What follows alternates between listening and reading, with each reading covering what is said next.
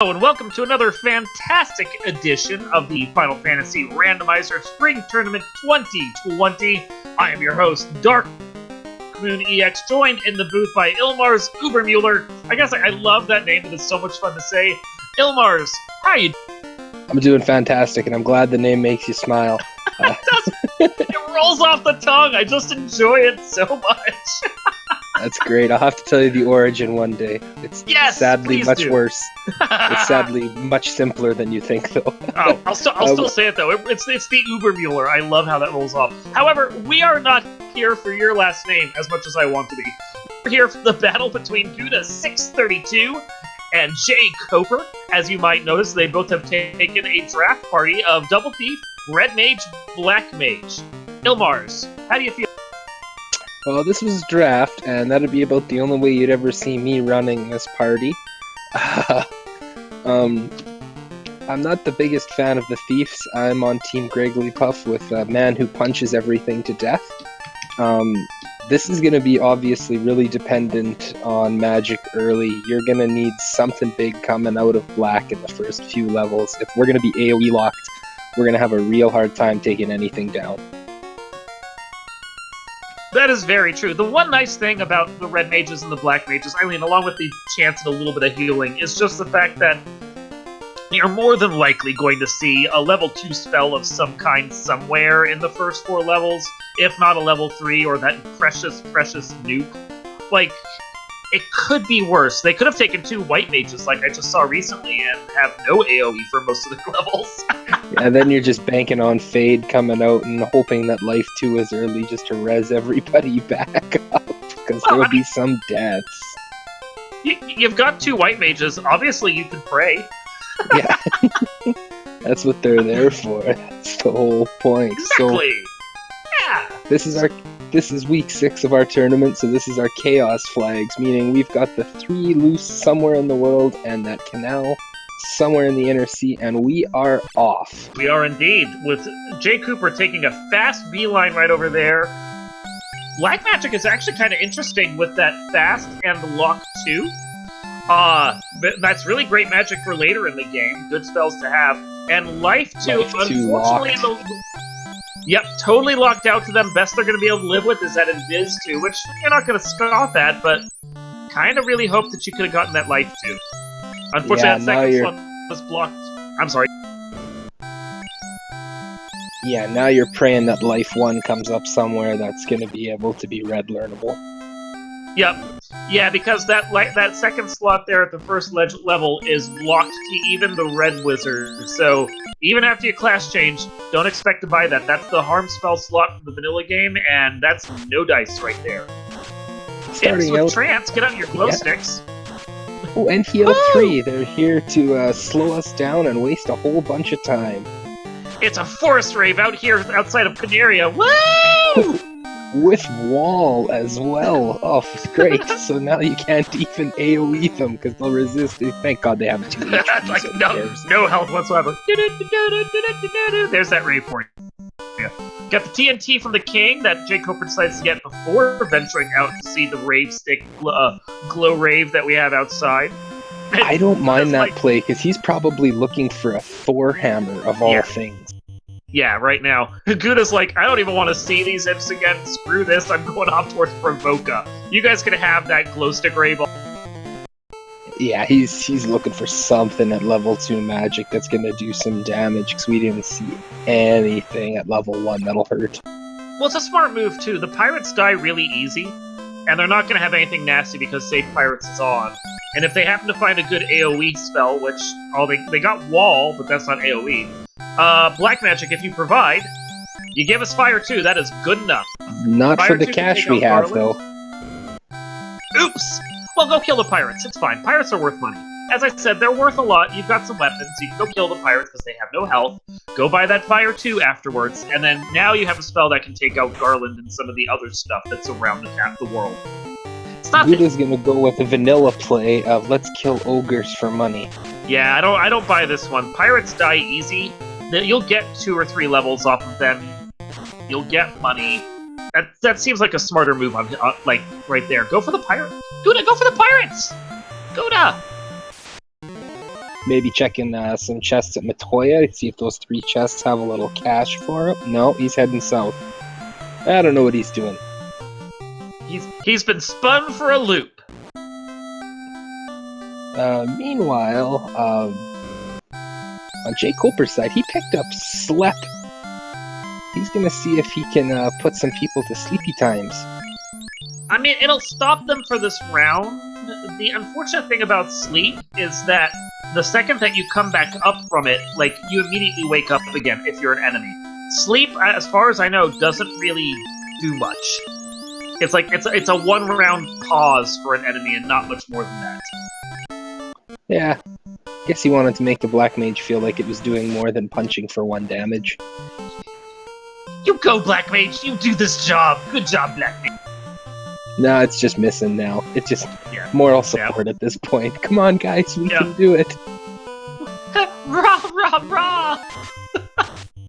There, now he's finally got some cash. He's got $900. He can buy that $700 Fire 2 and get a canoe to paddle around. Very nice. Well, that opens up a lot more of the world if they don't have to find the canal anywhere nearby. And by nearby, I mean every place except for, you know, marsh, because #nevermarsh. So with that canoe in hand, that delicious sound of poison right there. With that canoe in hand, they can go check out Ice Cave if they want to. They can go check out Volcano if they want to. I mean, they only have Fire 2, so ew. But it's open to them. Those are possibilities. And, yeah. And there's that flap. Yeah, I think at this point you're probably looking to move yourself down to Elfland after this, and lament the fact that you're absolutely broke. You know, and look at the spells, hope you see something good, and realize, man, I really hope one day I have money.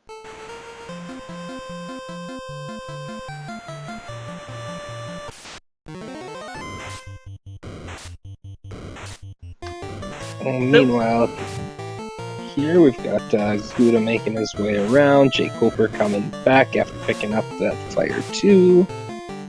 We had a question in chat from Willigen asking whether or not this was inexperience from Guda's part. Guda is honestly a better player than I am, so he's got a plan in place for what he wants to do.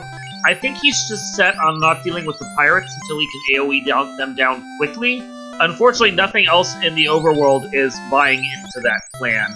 He doesn't want to go fight Garland because he doesn't have a good spell, and his thieves and his red mage aren't going to be able to do much damage. He doesn't want to take out the pirates because they're going to be a slow fight, or maybe he wanted to kill the thief. He has a goal in mind about how he wants to play it, and the thief was just defined. Yeah, this right now is the start of a poverty seed with some fairly high cost magic. You usually see magic in the first few levels for only $150-200. To see one near $700 this early is really high on the scaling end. Yeah.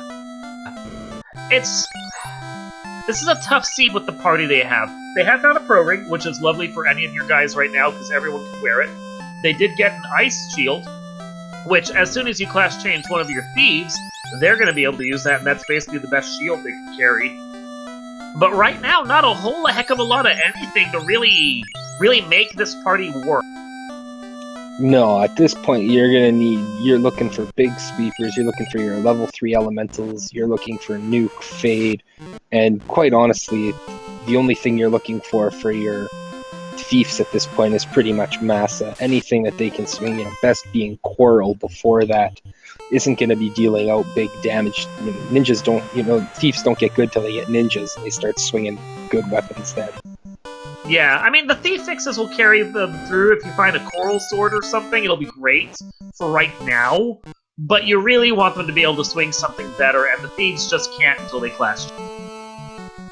Yeah, so this is going to be riding heavily on magic for the early part of this game, and unfortunately, seeing the best we've seen so far at Fire 2, we're going to have to hope Elfland chucks something delicious at us, or this could be a long slog for these guys to make their way through this.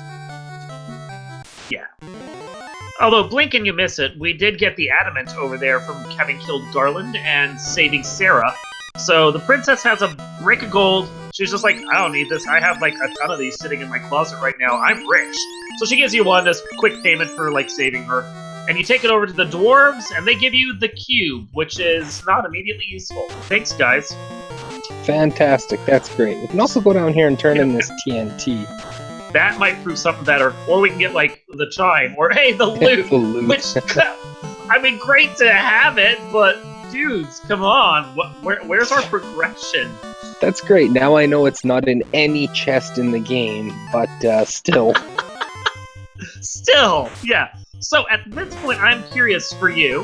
Where are you going to go? Are you looking at the marsh clay? Or are you thinking volcano or... I am 100% first jetting down to Elfland. I need to know what my magic situation is going to be. If I get a good ice spell, probably going fire. If I've got to rely on fire too, ice makes a lot more sense for the undead. That is fair. I mean, as far as the undead are concerned, if you're really that worried, Harm 3 is sitting at the level 1 white shop. Woo! Well, now you have your option of both with fire 3 and ice 3, and maybe more importantly, to sway me towards ice even more is warp. Yeah, if the money like the spice begins to flow, I would probably end up buying both those elemental spells, plus the warp that's... Give yourself some options for whatever dungeon you decide to do, because Ice 3 is the more powerful elemental spell, but you're going to hit a lot of undead and that ice cave, where the Fire 3 is going to be more immediately useful. Yeah, and white magic continuing its trend of being fantastic, doing nothing. So we got a question about who drafted what as far as the characters are concerned. You can blame Guda for both the mages, as he picked, I believe, a red mage first. And then jkoper brought in 2 spiteful thieves before we got our black mage to finish it out. Temper and Brack. I love seeing those spells. And actually, I love seeing them at the same level. Yeah. Cure 4 is learnable! Yay! Yes, we've got something that'll, now all we need is a level 5 available red life and we'll be okay. So it's fun that you have those spells. That's going to be great. You can take out Tiamat, Kraken with them. You've got plenty of temper charges now for the end game, especially on that black mage. You got Cure 4. The downside is, depending upon how many temper charges you have and whether or not you ever find life, you may not want to use both Cure 4 and Temper on the same level, despite them both being tied together. Yeah, it's things that you want to be able to throw around. The plus side, you can use your black mage is going to be able a little bit more of the temper caster. He's going to be a little more dedicated to that. Saving the red mage, who's going to get fewer charges of it, is probably going to act more the healer in that situation with that level of spells. Mm-hmm. But that Cure 4 is fantastic to find, because as soon as you can use it, man, you need to start casting that left, right, and center. I mean, this is a party that you want to class change no matter what, so there's no reason to wait. The second you find a tail and the ability to fly over there, go get that and go buy yourself. Oh yeah, you're gonna need that. The thieves becoming ninjas become infinitely better once they can actually start swinging real weapons of all kind. So yeah, that'll be that's definitely what they're going to be looking for in this early part of the game at some point, being able to get over and make those thieves start doing some real melee damage, that they're not relying on solely AoEs from their bottom 2 casters. Yeah. So we're looking right now at needing some levels. We're looking right now at needing some money. We're looking right now at wanting to get those spells. If it were me, and with, what they have available and what's around, part of me says just saying screw it to the marsh, which is always what I'm going to say anyway.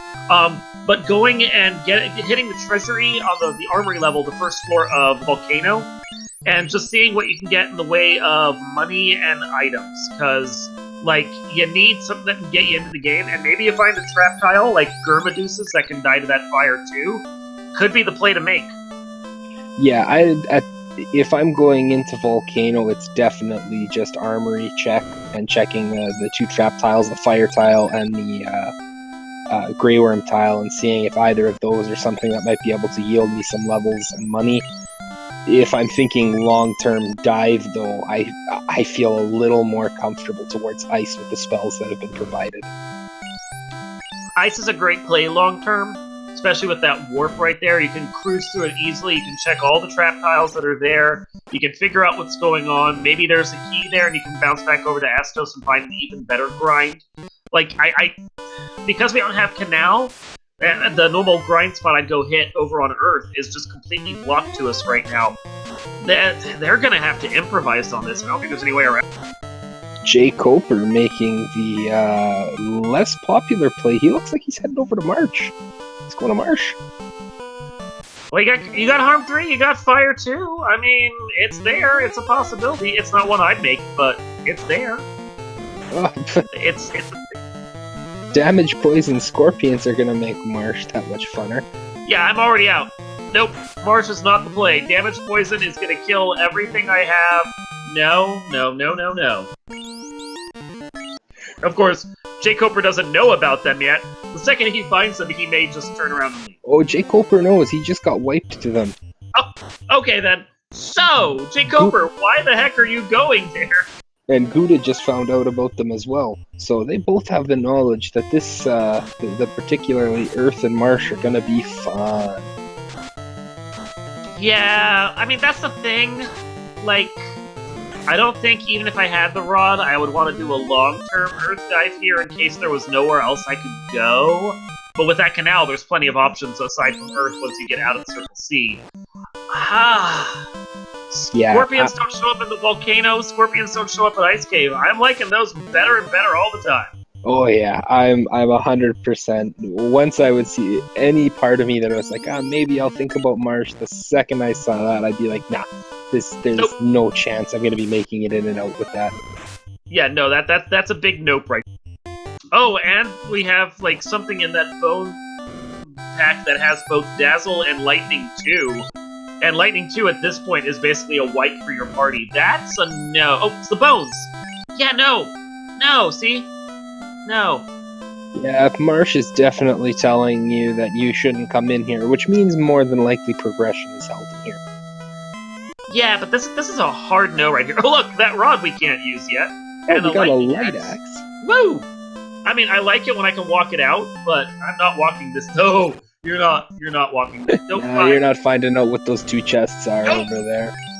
Enjoy going back up to that side of the dungeon again. He's gonna check the one chest at the bottom is linked there to the left chest in the bottom room, so he's really only gonna be orphaning one chest on that floor, which isn't horrible, I guess. He's gonna bank on it not being the important one.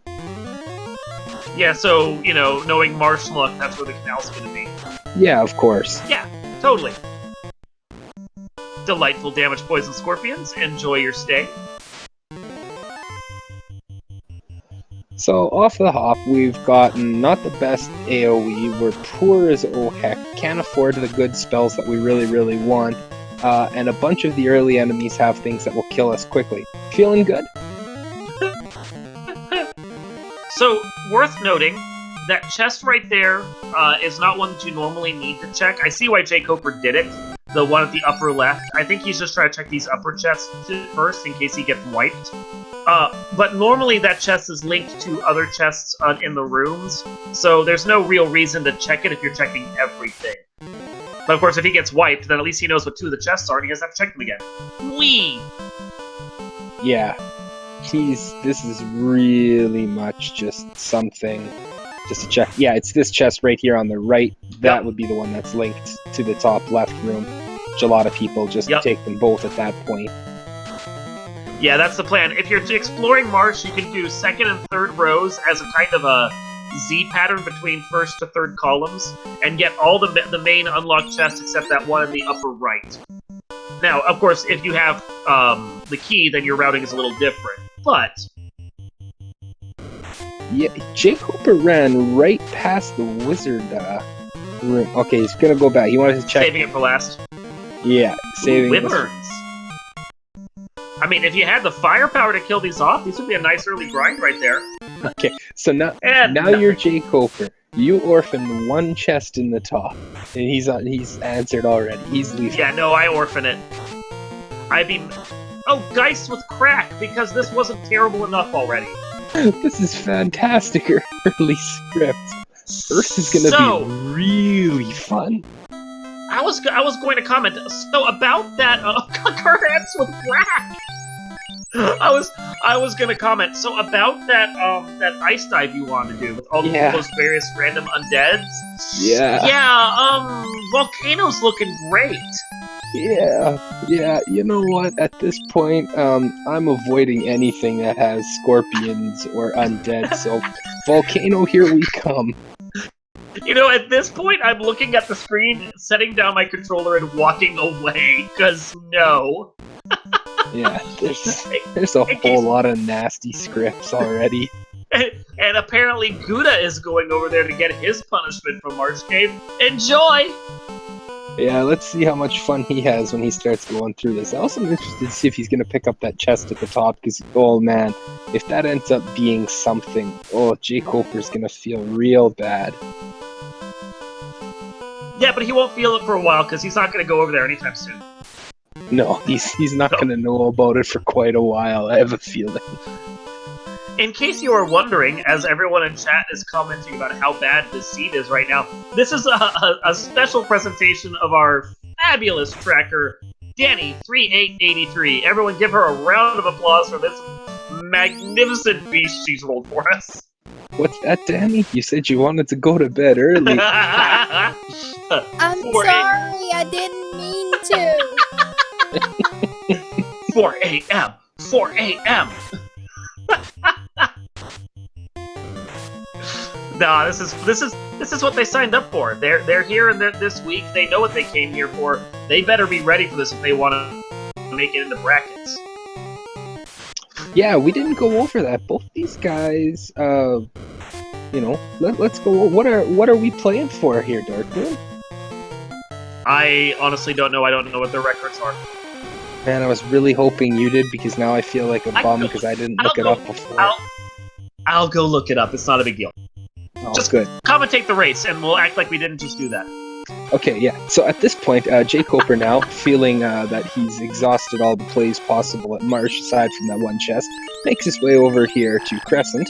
He's going to go pick up his rod from the sages. Meanwhile, Guda is almost at the chest that we've missed. He's unfortunately run into some bones, but manages to run away. That's very lucky. They have lightning too. Here we go. We found the heal and the other one. Okay, jkoper is safe. It was just $2,000, which, to be brutally honest, at this point, he might have actually wanted, because we're super poor. So, yeah, good luck walking anything out of anywhere at this point. This is disgusting.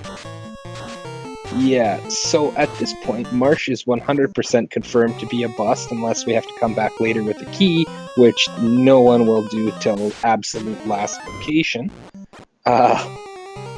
So it looks like our plays are somewhere either in incentive ice, being that specific incentive chest itself giving it to us, or we're looking loose somewhere. Our loose canal has to be either in volcano or ice. So well, unless they find the key. If they find the key in one of those two locations, the canal can be in any of the key locked areas, including everyone's favorite, key locked marsh.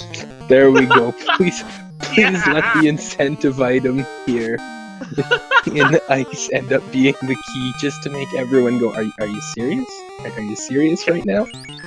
Oh, that would be the perfect Danny special right there. So, since the question was raised, what is their records right now, and we were so unprepared for it, they are both 3-2 right now. So whoever wins this hell of a match is going to end up at the 4-2 score, and they'll make it into the play-in race, where they get a shot at like 50-50 chance of being able to make it into brackets.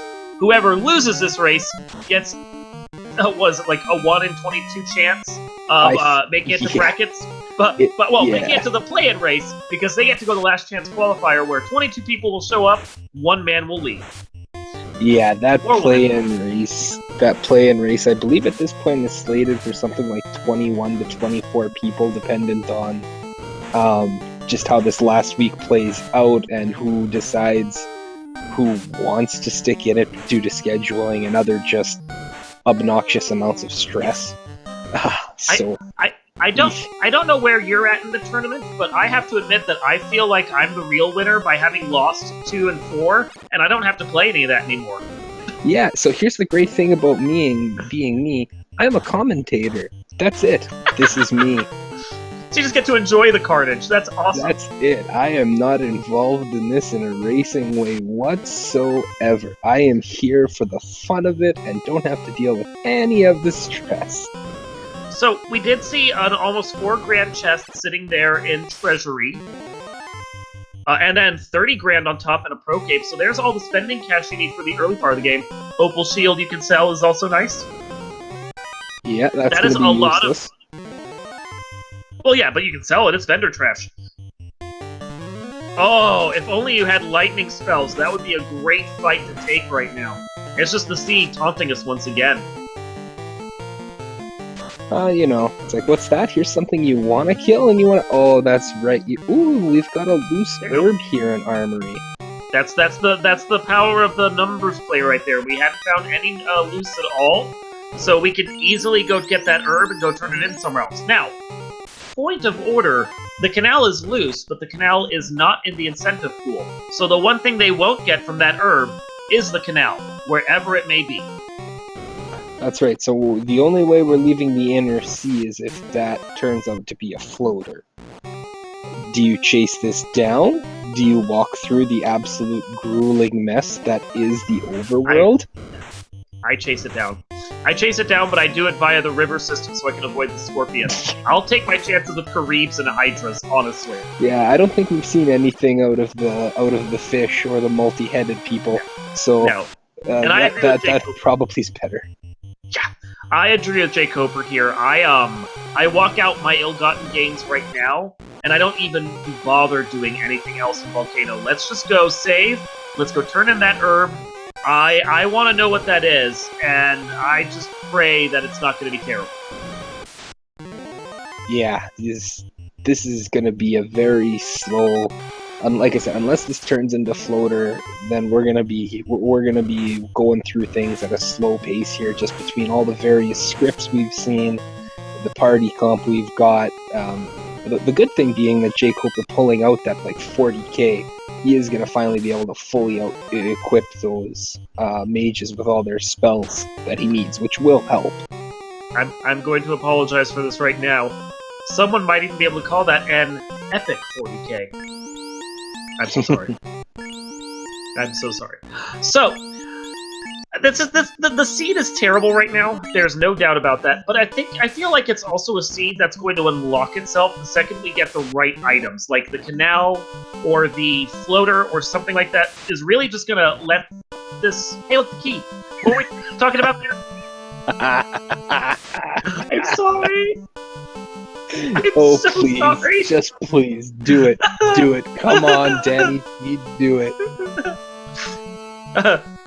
Key may be the best possible item, chat says, right up until the point where we have to go to Key-Locked Marsh. It's the best possible item for us, I'm just saying. Oh, man, I'm sorry. I'm taking my chance with the crack geists. I'm not going back. You got Fire 2 and Fire 3 at that point. You know what? I might take my chance with crack dice. But yeah, to my point, as soon as they can get out of here and start exploring somewhere else, go hit Ordeals, go hit Waterfall, go be anywhere else but this really ugly Circle C, I feel like this whole scene is going to unlock itself for us. Yeah, so far, it's linear in the sense of you're just following what it gives. I mean, if I'm jkoper after this, I'm probably checking every single key lock that's available in Canaria, in Dwarves, heck, even Temple of Fiends. I'm checking all of those first to see if I can maybe get an AoE item, maybe get some, the big stick for the ninja for the thief to swing, something that can be useful. And knowing that we have those crack geists floating around, I think I might even my next place would be Ice Cave with that warp spell. Just go over there, canoe my way in, scum my way past any nasty packs that might be in there, and then just see what's at the incentivized chest with that warp spell, and if it's not something worthwhile, immediately, exit, and if it is something worthwhile, don't bother pulling anything else out of the bottom, just exit and go turn it in. Either way, I don't feel like anything besides that incentive chest is worth digging for right now. Yeah, I think at this point in time, you may want to just hedge your bets on finding progression through that, or somewhere else, because full clearing that's going to be annoying. Assuming that we don't find something in the easy keylock chest, Lord of the Synth notes that he'd go hit everywhere except for keylocked Topher, and I kind of agree with that. I'd also put keylocked Marsh as a last resort as well. I think I do a full clear of Volcano before I ever go back to keylocked Marsh. Oh, 100%. There's no way. Guda making the pop grind play right here. He's looking to gain some levels and some cash to be able to finance some things, because he hasn't made that armory play yet. Again, Fire 2, Fire 3, Harm 3. With the undead enemies up there, and the giants that are weak to those spells, and the trolls that are weak to those spells, and the frost wolves that are there, I can't say I entirely hate this. Normally I am fully against the pop grind, but they need levels and they need them now. Oh yeah, this is a party comp that you're not going to be able to necessarily just kind of do a walking grind as you go and get the levels that you need. You're going to have to dedicate a little bit of time to make sure that those mages have the charges and the spells available to them to make sure that they can carry you. So we had a question in chat from Raint Demon asking if jkoper is going 3-man. I do believe he is. Oh look, there's the crown. Let's hope it leads to something so they don't have to go Keylock Marsh. I think at some point they're both going to do 3-man strats, because it's just a better EXP distribution for the rest of the guys you have alive. And when they're soft like that, like stoned, you can easily soft potion them anytime you want to revive them. It's even easier than a life spell. It's a good way to keep a man down, get good experience, and not stress over it. Guda normally does 3-man as well, but I think he needs to have a meat shield up front to survive this grind. Yeah, we also found a black shirt there in the Dwarven Armory, which is fantastic to have. Oh, yeah. Another source of AoE, something that the ninja's going to be able to do, or the thief, pardon me, will be able to do for a while here. And that helps at Volcano. That's something that can take out some of those enemies you find, like the Agamas and so. I mean, often enough in Seeds, if you can find some of those R-Hydras that are easy to get to, they usually don't have a lot of health, and they'll go down quick to even an Ice 2 cast from the Black. Yeah, I've seen quite a few Seeds where R-Hydras are sitting right around 100 HP, and they are fantastic XP grinds. And you can find them, I do believe... Oh, look, the tail! Yep, that's not useful, thanks. You can find them often on, a tile even, one of the special tiles. I think they do show up in there once in a while. I love finding that tile because that's just popcorn right there. So easy to chew on. Yeah, I've definitely seen the 4-pack R-Hydras. This is B-side tiles, trap tiles that you can get for it. Yep. I mean, I like the Germaduces better if we find it because you got the spells for them. But if you get the R-Hydra, I'm taking some levels on them because they're just a fantastic run. And Coper's looking at these traps. Gonna go look and see. Yeah, good call. Treasure's not as important to me as the tiles. Yeah, Ew. I don't like that one. Nope, that's a bad one. That's gross. Run away, or not, or just die. Whatever. Go find out what the other one is. Oh, that's an interesting one. Now they hit hard, but you've got fire 3. You've got fire 3. You've got potential harms. This is one. Zap could be a little annoying. Yeah, aside from that zap right there, but still, you're gonna... Oh, man, Whizvamps have a ton of health. Oh, and that was that. I would take that grind. I would go right back in with all my guys. I might even think about, bringing that other meat shield back up with a soft potion, and I would just take that grind a few times, burn off all the charges I have before I move on. Yeah, this is one where I think it's worth doing at this early point. I don't know if any houses. I don't know if he got any houses or not. Wouldn't worry about it. Buying anything. scum your way across with the You've got harm 3. You've got harm 3. Yeah, use There harm 3. Scum your way across with the tents, and just do what I like to call a burn grind. Just take out as many of these packs as you can with the spells you have, and then just move on. Well, it's going to be 1 pack, pretty much, with the spells he's got. Oh yeah, with the Whizvamps rolled stupid high. But it's a good time to use the harm 3. Let's see, it's coming in handy. Already level 10. Yeah! Heal. Yeah, No, heal, that was heal. the very big contemplation right there. Can I do this with Fire 2 and Harm 3? Oh, he's got a house. Oh, he's housing. He's gonna go back. I mean, he's got 94 heal pots. He can do this. Yeah, he can burn through the rest of these charges and then make his way back. And this will also remedy a lot of them. Yeah. That's a big... If he gets a good turn order and gets a Fire 3 off first to burn everything, this will be big. Or okay, we've got Zap and Squint. So that's a never mind. I mean, I'd probably just reset and take this tile again, honestly. Yeah, no, Man. reset. Just, no. You're not, no. No. Yeah, see, no, just take it. Yeah. Yeah, this is all turn order. If you get that Fire 3 off first to at least burn down all of the vampires, then you'll be okay. But oh no, and I reset off this if they're gonna get turn order on me. I would I would scum it. I would wait until I get a good pack, and then I would probably burn them down, leave, tent, and then go back in even if I had more charges. I would still burn all my charges, but I think I would wait for that to work out right. And then after a couple times of fighting them, you're gonna have better defense, you're gonna have more health, you're gonna be in a place where you can actually take them, and it's gonna be good. At the very least, save it for later when you want to come back and do a real grind. Yeah, looks like jkoper just doesn't feel confident about having everything he needs to be able to take care of them. Meanwhile, Gouda finished up his pop grind, went into Provoca, picked up that slab that was right under 10k. I know there were also gold bracelets there for 8,600. I don't know if he actually bought one or not, but I know he was hovering over it for a bit. That is a stupid cheap gold bracelet, especially since I think I saw silvers for like 6 grand. Like, that was, oh yeah, gold's out the wazoo right there. I did not see how high he ground. I know he got enough magic or enough money for all of the stuff he wants to buy. Or enough money for all the stuff he wants to buy. But I didn't see how high he ground in the way of level. No, I missed his last, I missed his level up check here, so hopefully once he gets into the menu here in a second, we'll be able to see. So the story of this seed is that Danny hates everyone. Yeah, this is pretty much the... finally, here's all the money in the world that you wanted earlier. A little late now. They lied. I don't hate anyone. Now I'm just trying to lure you out into talking, everyone. So everyone say hi to Danny. That's her lovely voice. Hi, Danny.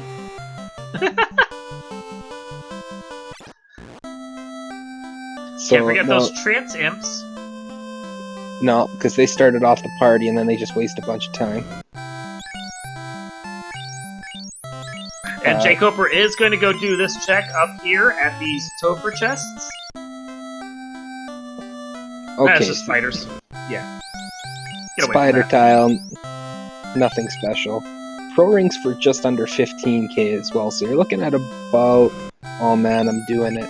Just around 22k or so. Don't do math on Twitch, no! Yeah. That's why I said about. A boot. Yeah. Canadian in me should have gone with a boot. Oh well. Flame Sword is nice to have for later, although you can actually slap it on your Red Mage right now, so that's...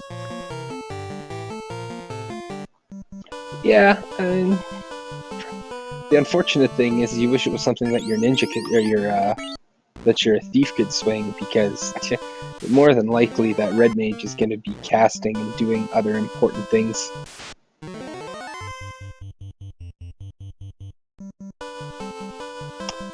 And Lord of the Synth, that is the correct way to pronounce that letter. It is Z. It's not Z, it is Z.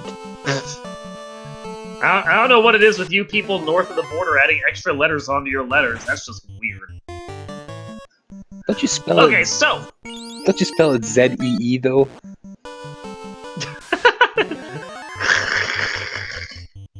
So we have Guda, who's going to make his way over to Ice Cave, and we're going to finally see what's over here. See what the incentive tile is. We have jkoper, who's checked basically everything except for Keylocked Marsh over on Circle C, and has not found much of anything useful beyond that crown that led to a tail and did not help us right now. So we have to hope that whatever we're looking for is down here in Ice, and there are plenty of things that he could find incentive-wise that don't help him unlock the seed. Or he has to hope that it's going to be down in, like, Volcano. Because otherwise, we're heading right back to Mars. Yeah. Please. Just for the sake of everything, just let it be Keylock Marsh.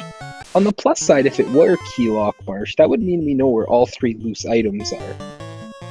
Which would then mean that we would be able to, be a little more selective about what we want to open up. You are right. Yeah, because the crown was loose over at Dwarf Block, and we already have the loose herb. If we find that third one, then, I mean, as long as it's not the canal that's loose and opens up the world, then we would know where all the treasure chests are at that point. That would be lovely. Go mode it anytime you want. At the very least, there's gonna be a canal somewhere in here.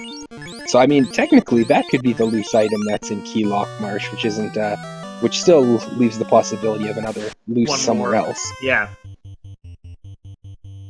Okay, I think that would be the most trolly thing to do. Let's go with that. Jake, comment in chat from Amazing M4O saying that jkoper has invested a fortune into his armor. I mean, considering what we've seen, I can't blame him. No, he got all that cash from the Canary treasure lock, and he very immediately spent it on very reasonably priced gold bracelets. So what's what needs to happen. Oh, a chime. There we go. That doesn't help at all. Yay! I got the canal. Oh, the canal right next to it. Okay. But you're here. I think you got to finish. Oh, here you go. There's that R-Hydras we were talking about. There's that R-Hydra tower. They're worth it. I wonder if when he makes his second way through, because he's gonna have to. Oh no, he doesn't. Never mind. He has warp. He doesn't have to. 2 runs of this. I would have taken that black shirt for. Oh wait, Guda doesn't have the black shirt. Guda doesn't have the black shirt. jkoper found it no, that. Locks. Yeah, that makes a little more sense. When jkoper gets over here, I would not be surprised to see him do a long grind on that. Yeah, but he does have. Guda does have a few charges of Ice 3 that he had available to him. I'm surprised he didn't burn one. I'm a little more wary of that just because it shares a level with Fire 3. And if he runs into anything unrunnable down here that is weak to fire, he doesn't want to, get stuck in a position where he can't get away. Got a lot of fire, too. He's only got Ice 3 on the Black Mage, so the Red Mage should be able to hold Fire 3 for a while as well. Hey, thank you to Randomania 2 for your raid of 38 people. We do appreciate it. Welcome to the party right here for a very fantabulously awful scene. We're at 40 minutes in, and we've only just found a way to get out of the Circle C finally. And no orbs lit, no clue where progression is. This has been an absolute... Yeah, name a skill. It's probably been seen, and it's on everything. Everything. Everything's awful. Want cracked? It's here. Right here in Ice. Geist's got that. Want poison? Yeah, well, scorpions have that. We see a lot of them in Marsh. Want to be really annoyed? Imps have trance. About the only nice thing, quote-unquote nice, is that the bones are the ones that have the lit too. And thankfully we won't see bones outside of Marsh and, some parts of the overworld. So, long-term, it's not the end of the world. Hey, look, more vendor trash. Yeah, Opal's great if you had someone who could actually wear it. Bah, wearing stuff, who cares about that? Ooh, we got some spicy cockatrices. They're packing some heat. Yeah, nothing, not a lot of damage, but more annoyance, more little chip, more time that's going to be wasted using your heal pots. Yeah. jkoper just says, I don't even want to deal with that. Warps back out from the first floor, takes the levels from it, and houses and re-enters. Okay, here's the crack geists. Yep. Enjoy. Goodbye. And they do it right off the hop. Yeah, that's like first turn crack off of all of them. And the cockatrices and mummies that are unrunnable, and he's taking a moment to think, do I really want to? That was a very long thought process there. We Oh, saw... God, these lizards must be unrunnable. Yeah, we... And Stone Touch! And Oh Death my Touch! goodness! No, that wasn't Death Touch, that was Death Punch. Oh, was it just a really hard hit? Yeah, it was like 147 on his Black Woo! Mage. Wow, we also normally found... lizards don't have that kind of heat. Ouch! So... Yeah, we also found a sword that some people care about, some people don't on Guda's side, but he'll have to go back down and get it if he wants it. But he did clear out all the chests. I mean, if you don't find katanas, then Baby's first sword is pretty much going to be what you need to clear out this scene. He doesn't have to check everything, so maybe he can avoid those nasty wizards this time around. Those Stone Touch, Megaton Punch. Yeah, that's gross. Yeah. They didn't, Rathe and 5, they didn't have Death Touch. They had Stone Touch, which is pretty much just as bad. And they had, like, a Megaton Punch that would deal, like, 100 plus damage per hit. So those wizards were just nasty. jkoper also not taking this grind, despite actually having the... Yeah, having that black shirt available to him, I'm surprised he wouldn't throw that out and see. Even if he just meleeed with the other two. Yeah.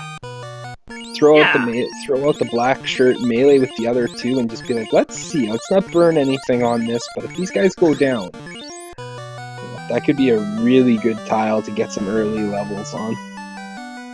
So jkoper skipped the Frosty Luck room, which we know didn't have, like, anything more than maybe a sword in it.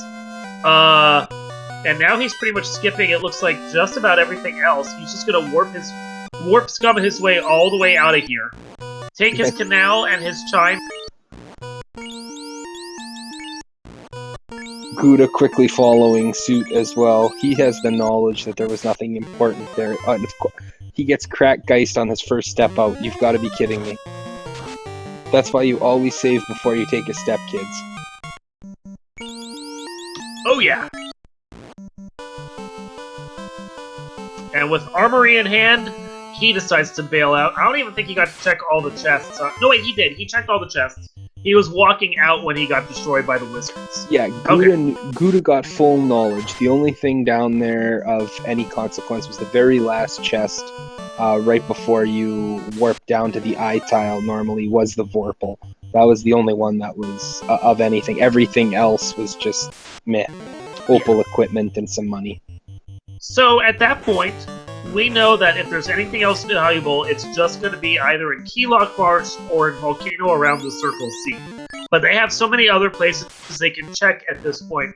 I do not blame them for taking that canal and GTFOing. Oh yeah, see you later, I'm done with the internal part of this. Get me on a completely different encounter table. Get me in a different encounter zone. I don't want to see this junk anymore. Screw this place. I'm going home. Yep. Yeah. Cannot blame them. So, the one thing is that Guda is gonna make his way over to Volcano, I would suspect, because he hasn't done that I'm not yet. sure. He double backed. Okay, yeah, no, he's... Yep, no, Volcano it is. As I say, I think he just got himself a little turned around there. And or kind of forgot his placement in the power cycle, too, probably. Yeah, I haven't really paid attention. Yeah, I'm not playing. I don't care what happens on the power cycle. Yeah, I know the very first encounter off the power cycle is like 5 steps, if. After that, I really haven't paid attention. Yeah, no, it's yeah. So Guda is going to check more of these chests than jkoper did. Going to give us a better idea of what's actually lurking down here. Meanwhile, at the Black Magic shop. Ice 2, Lit 3, and Bane. Lit 3 is the best one you can get. But you can't afford it. Or can't learn it. Hey, look at that. Oh, Guda picks up a katana in this hairpin chest. That's a fantastic find for him. That's valuable. And that might be, depending upon how the loose plays out, that might be something that jkoper skips. Yeah, 100%. That's a chest that a lot of people will not worry about getting for obvious reasons. It's way out of the way. It's guarded by a trap tile. You know, no one wants to deal with that. I mean, it's that kind of tile where there's nothing valuable in there until, like, you know, you don't check it. And then it's the most valuable tile around. That's definitely... It's equivalent with the red dragon chest where you gotta go through multiple tiles down to the bottom and deal with a whole bunch of junk. No one wants to do that. Honestly, when it's vanilla, I don't mind checking that chest because the red Ds and the Agamas are both worth a lot. But in this particular setup, usually those tiles are nasty, and yeah, I don't want to deal with that. So jkoper is going to make his way over to our deals. We got a lot of warp, so this should hopefully be pretty quick for him. Shouldn't find too many issues here. Meanwhile, Guda's still clearing out the rest of the chests here on Armory floor. Be interested to see if he has any intentions of going deeper.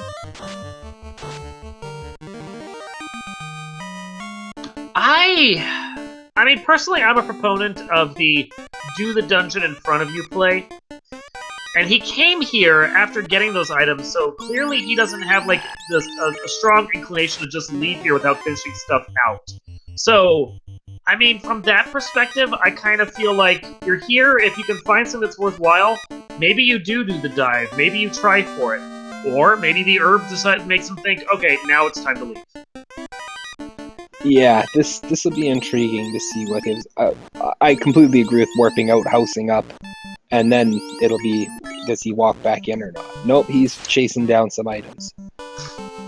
Yeah, no, he's figured out that there's a quick couple encounters you can burn off here, and then I think there's a nice long run soon in the encounter table, and yeah, he's done. He's out. Meanwhile, jkoper going through the pillar maze, having himself a time, going here, going there, and making it through. This is not your vanilla pillar maze, everything is shuffled. Warp, though, is a great spell to have for it, because it's the thing of the designer never expected you to have Warp when you get here, because it's a promotion-locked spell, and you can't get it until you can actually get the tail out of here from promotion. So it's the kind of thing where you don't realize that Warp can actually scum your way through this dungeon until you come here with shuffled spells and have Warp. But the second you can do it, oh, it's glorious. So nice. Take the wrong pillar, scum your way back. The positive side is, in the vanilla game, the coder also decided that to make the maze incredibly difficult by making everything just go south route. So, we have to hope that Guda keeps checking all these locked chests. Because if he wants to be able to class change and use that katana he found, he needs the crown out of Dwarf Locked. Yeah, and he's already turned in both of his TNT and Adamant, so depends on how much he wants to be running. Yeah, it's a little bit long. He does have Warp, which makes it a little faster. A little faster. We got Bottle out of Ordeals, so... One more thing they can't use. Not exactly useful at this point in time. Although at this point we're either looking at a loose floater or floater has to be a waterfall. There is not much left for them at this point. Floater blocks too much progression, and there's just nothing. I would be banking at this point that it's right here at water. Yeah. It's got to be waterfall. We've already found our vendor item. Our vendor item was a useless slab at this point in Provoca, so that's not going to give us anything fantastic. So it's got to be sitting here, and if it's not sitting here, boy oh boy are we in for a treat.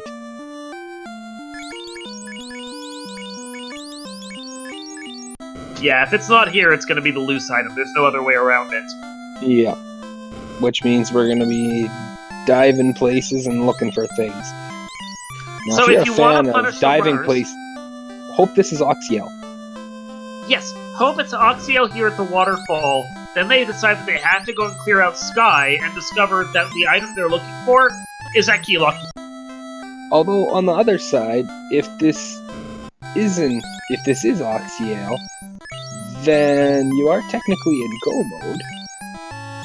Probably Technically, don't, but you that's not a can't go mode I'd class want to take. Yeah, you can't class change. Your thieves are Well, always no. going to be thieves. Well, yeah. You're Yeah, never I going mean, to you swing the could big finish boy this- swords. Yeah. Oh. Yeah, you could finish this seed. I don't think I'd want to in that. Yeah, unless your name's Will Bloodworth and want to have fun, no one takes thieves to the end of the game as primary melee dealers. I mean, Will Bloodworth will finish the game with a 1 thief unpromoted party. So, it'll take him 8 hours, but he'll do it. Yeah, I have a feeling that neither of them are going to be that committed to this run, and I'm going to be honest, if they are, I'm going to bed. Yeah, we'll get a second crew in for that, because I can't stay up that late. Yeah. This would definitely have to be one of those professionals deals where they change crew halfway through.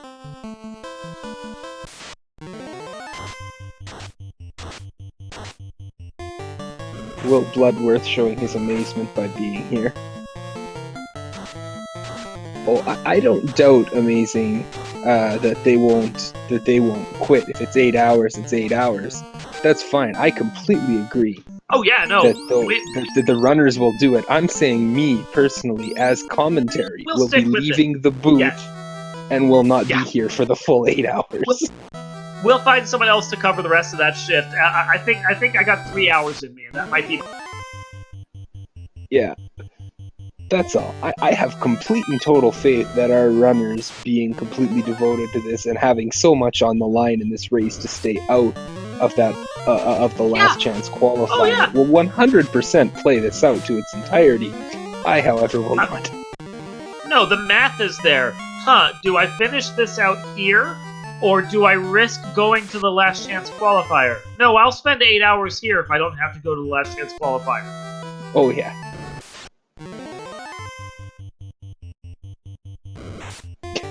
Yeah, if it does end up having to be an unpromoted thief thing, Will Bloodworth, you're getting drug into the booth, plain and simple.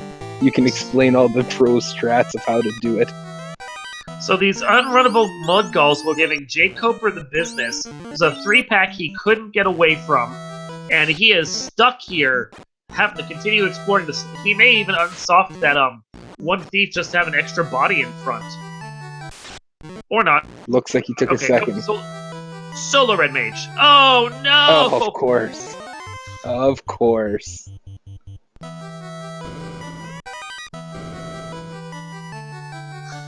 He's got the flame sword on there, so that'll be able to do some damage. One is much easier to kill than 3, though. So now all he has to do is worry about the fantastic trap tile that's sitting there. Okay, that's an easy one. That's a good one. Oh, but you can't throw. He has ice 3. He can't throw it. That's his warp slot. He's got 1 charge. Sorry, I shouldn't laugh at that. But Yeah. He doesn't have fire 2 on there either. So he didn't have level 2 fire 2, so he couldn't throw any AoE at this. And he hasn't moved the black shirt down to him either, so he's gonna have to just bank on running from this. Snack! Ah! There he goes. He got away.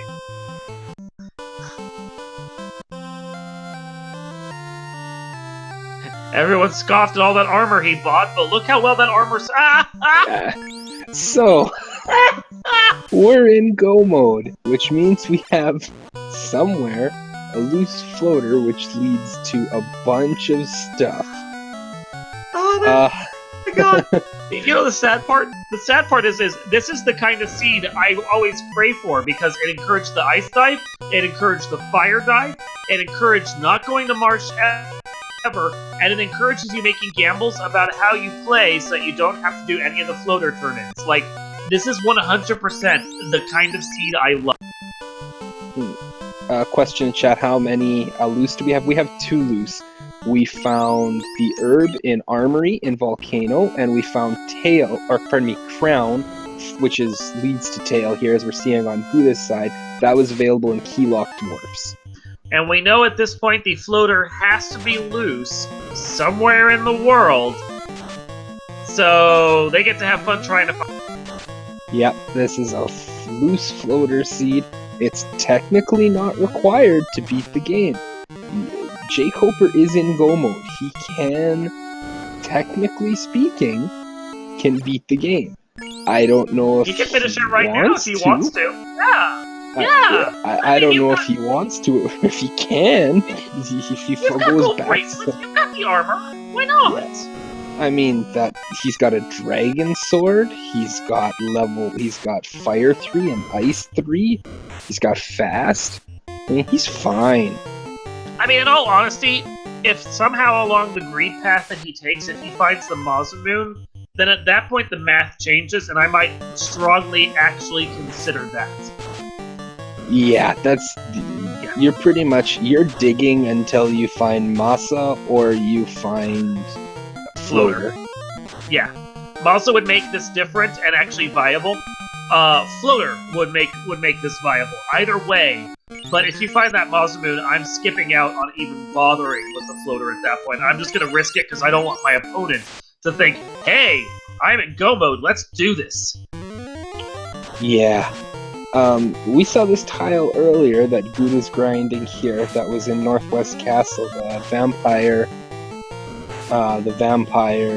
Wiz Vampire packing. Guda's gonna take it. He's gonna get some levels on this. But he finds out. Chat does point out, amazing Ambrose, thank you, that jkoper doesn't have the katana, and I think he also doesn't have the vorpal. So the math on class change for him is a little different. Oh hey, Gershorks have thunder. That's more pretty. things that'll kill us. So there's pretty much, like, in every single dungeon, in encounters you see fairly regularly, there's something there that's ready to kill you. We just also did have a question chat from Lord of the Sith, actually, asking if Floater can be locked behind itself, which is a question that I asked originally as well. Floater can't if you do things properly on the main site. You go to the main site, you roll a seed from, start from default, and then make one as you want, or you go to, like, the beta or alpha and make one as you want. Oh, look, there's a ribbon. That's lovely to find as well. There are times where, if you make a flag set in the main site and then copy the string over to beta, you'll cause an error that you won't actually notice, but it can cause a weird extra item to get added to the incentive pool that doesn't actually exist, and it can push Floater to a point where it can, at times, be locked behind itself. I have yet to find a seed that can't be finished when that happens, although I'm sure it's possible. But if the game is running properly, which it will as long as you don't do something stupid, then no, Floater will not ever be locked behind itself. I was just gonna say no, but that's the more technical way.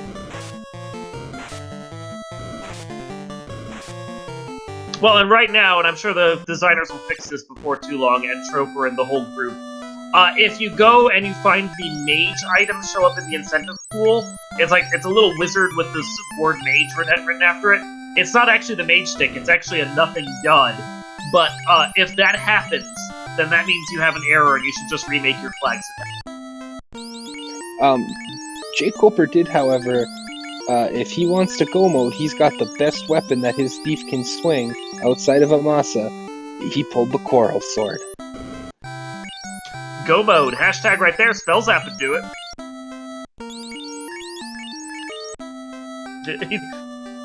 Taking a long think there, jkoper. Cannot blame you. An hour in, you have no floater, you have no crystals lit, and you have no place you want to go. Yeah, and you've got a Coral Sword and some stuff to cast here and there. Yeah, this... Ugh. I mean, credit jkoper, he's at least 10 minutes ahead at this point, because he's cleared 2 dungeons that Guda's gonna struggle with, just as jkoper did. Like, this is a gorgeously awful scene. Yeah. Yeah, jkoper's making his way over to Mirage. He's gonna look to get some. Yeah. I'm gonna No, get the assume doing levels. a half walking grind, half clear things out sort of play. If you're worried about clearing out items and actually still checking chests, Sky Tower is the play to make because it has the most chests of any of the dungeons. I think like 53 total if you have both halves unlocked. And if you can get the levels while you're here, and there's plenty of stuff that's fun to kill, then yeah, this. Steak and wings platter, and on Guda's side, Guda murdered the poor wizard by showing him a crown. Rah! Look at this gold! See your reflection! Burn in the sunlight! Steak seems to not want to be freeze-dried today.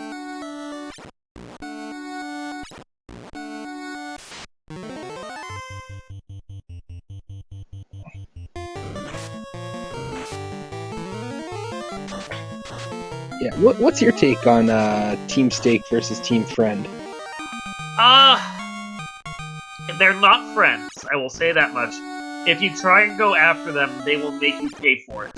However, there are certain instances where you're near the end of your walking grind, you are already uber godly, and you just need a little more money, or a little more experience, and at that point, a Tyro is perfectly acceptable to kill. However, I will also note that if I find the blue steak, the T-Rex, and they're easy to kill, I will grind on them for days. Yeah, I'm team do I have what it takes to kill it quick. That's my feeling on it. Is like, do I got a massa or a nuke or something? Yeah, okay, I'll deal. If I don't, I don't care. Yeah, like in my last game that I played, I found that the very first encounter was 2 steps off the power cycle, and over here by Mirage, the very first encounter on that 2-step encounter was a pretty easy to kill T-Rex. Oh, I took that to 32. Like, that was some gorgeous experience. Yeah, that's a fantastic find. Even if they're a little beefy, whatever they roll, that's a great one to find. Also, things that are not great to find. Yeah, this is a fantastic thing to find if they don't have any nasty skills, because you've gotten the most experience you can out of those whiz mummies right there. Perfect little grind tile, or grind fight thing. Trance is annoying. He's not even going to deal with it. Too much trance, too much dancing. Gonna rearrange his caster items there, so he doesn't have to use as many spells.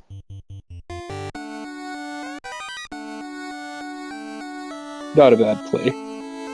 Of course, I will note, jkoper struggles here trying to get through the second floor Mirage is giving Guda plenty of time to catch up. Yeah, that's, yet again, you're banking on spells pretty much being what carry you through it this time. We don't have anything good that thief's really doing, outside of maybe, throwing a light axe around on the undead, but everything else, just kind of standing there looking pretty. Everyone loves to look pretty.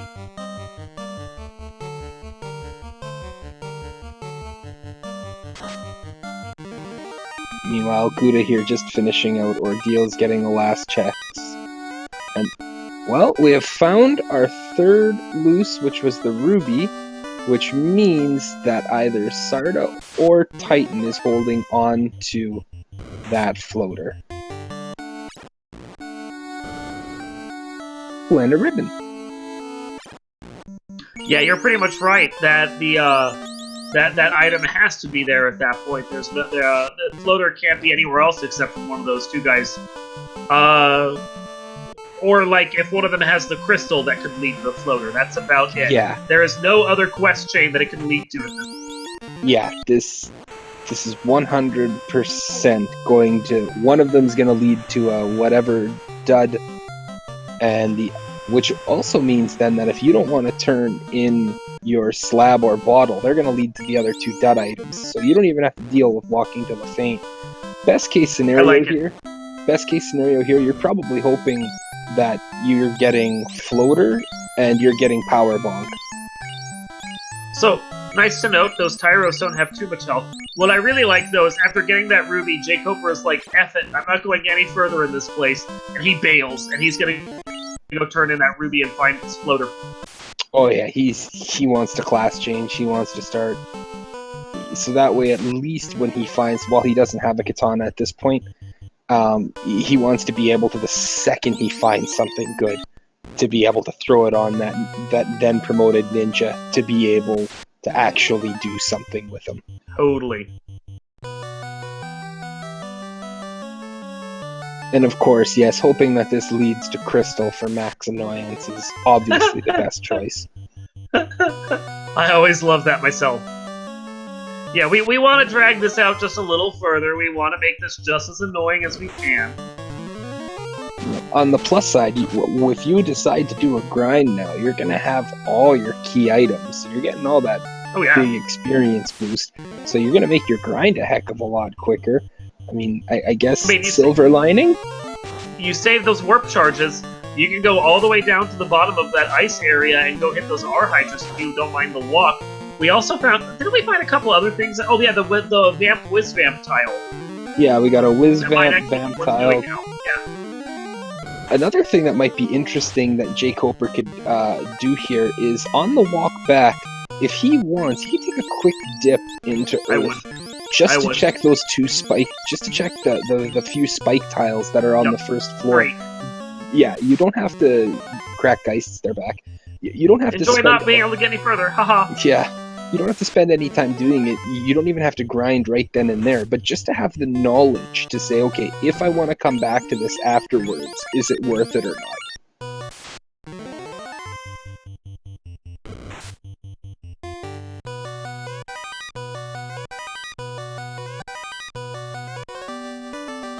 So Guda's going to pick up the Zoxiel from the robot here, finish clearing out Waterfall, and will promptly warp himself out of here while jkoper feeds the addiction. Guda is not promptly warping out of here. You just hear him slapping.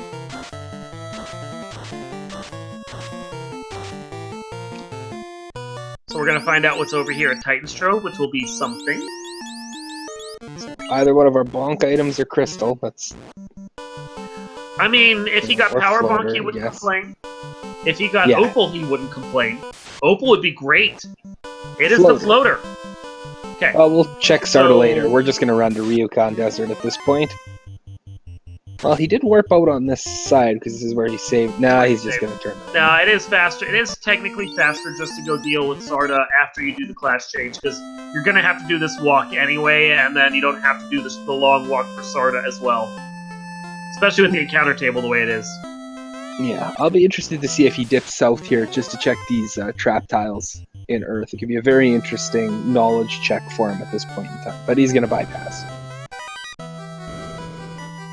Guda's gone into sea. He's going to go down to Mermaid's side, pick up a ribbon. Outside of that, I don't recall anything special being here.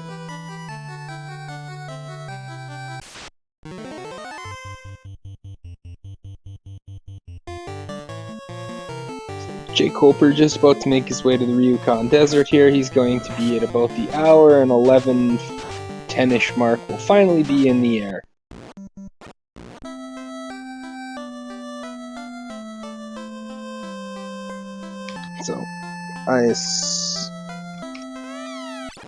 So, at this point, I assume he's going to be beelining it to the Cardia Isles, check these chests probably for something good, and to promote.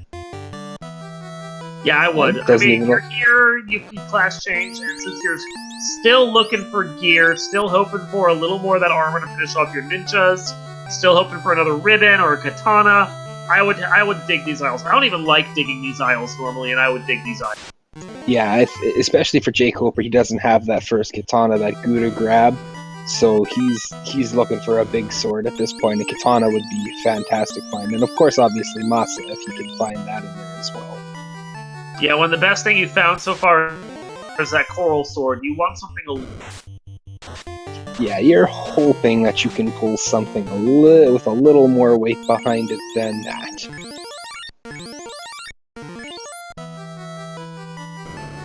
Yeah, a nice College or a Bardash or something. You need something with some heft. Yeah. Rocking the baby swords isn't gonna... Well, it's a giant sword. You know.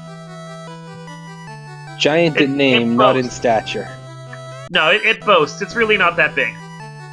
It's like the Great Axe. It's really just an okay axe with delusions of grandeur. It just makes it... You know, it's that person who is told all the time, you're gonna be great. Took a long pause there to decide whether or not walking out that ice sword was worth it. Decides against, moves on. I haven't really seen Guda find much of anything that was too useful. Did find a mage staff, but we're starting to get to the point where that mage staff isn't really all that useful anymore. Yeah, jkoper cleared out mermaids on this side already. We found a ribbon here, we found, the mage stick. Outside of that, there was nothing of value here. Ribbon was really the big takeaway, which is on the 3 chests here on the left. Yeah, I believe it's the middle one.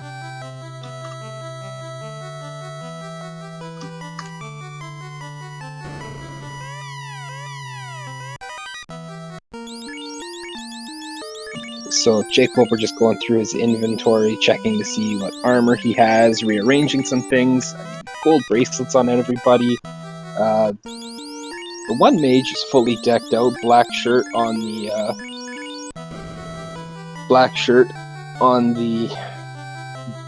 Black Wizard. Those are the words. Yep. Well, I mean that's a gold bracelet right there, plus time defense, and something else as well that I can't ever remember. Oh, ice. Gold, time defense and ice.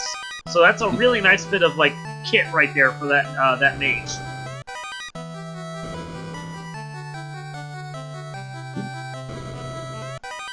Coral. Yeah. Oh, that's right. I also forgot. We pulled out the best sword that we could hope to be swinging at this point in time in the Coral Sword. Coral Sword. Gonna go do that bottle turn-in, find out what the fairy has. She basically, at this point, I think is going to be giving us either the Opal or the Power or the Thor. There's really nothing else. Yeah, at this point, well, we have... What other checks are we missing outside of Bottle and Slab?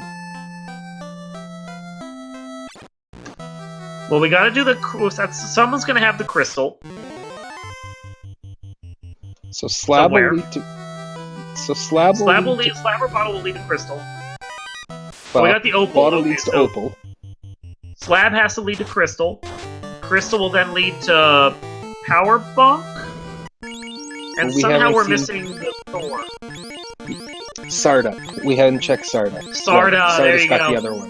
There That's you right. go. We ran away from Sarda. We said we don't need to deal with you right now. And now we'll deal with him, because it's much faster.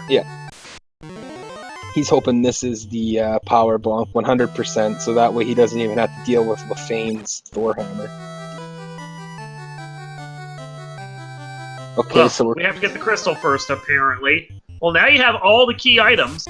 yeah, that's everything. Your bingo card is filled out. Congratulations.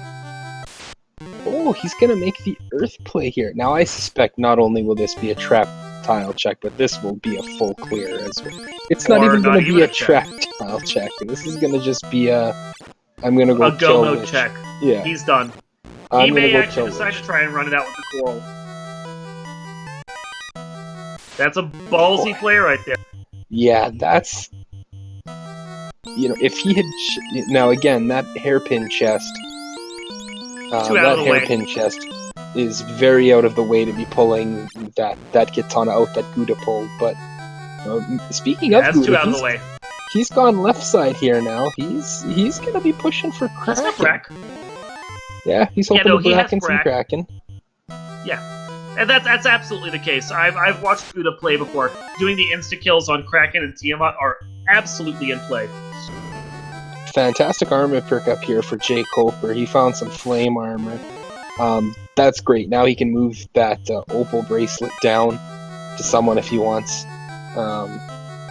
Looks like he's putting it on his red mage here, so that's good. That's a good armor situation for that ninja. Pair that up with an ice shield. Oh, he'll be fine.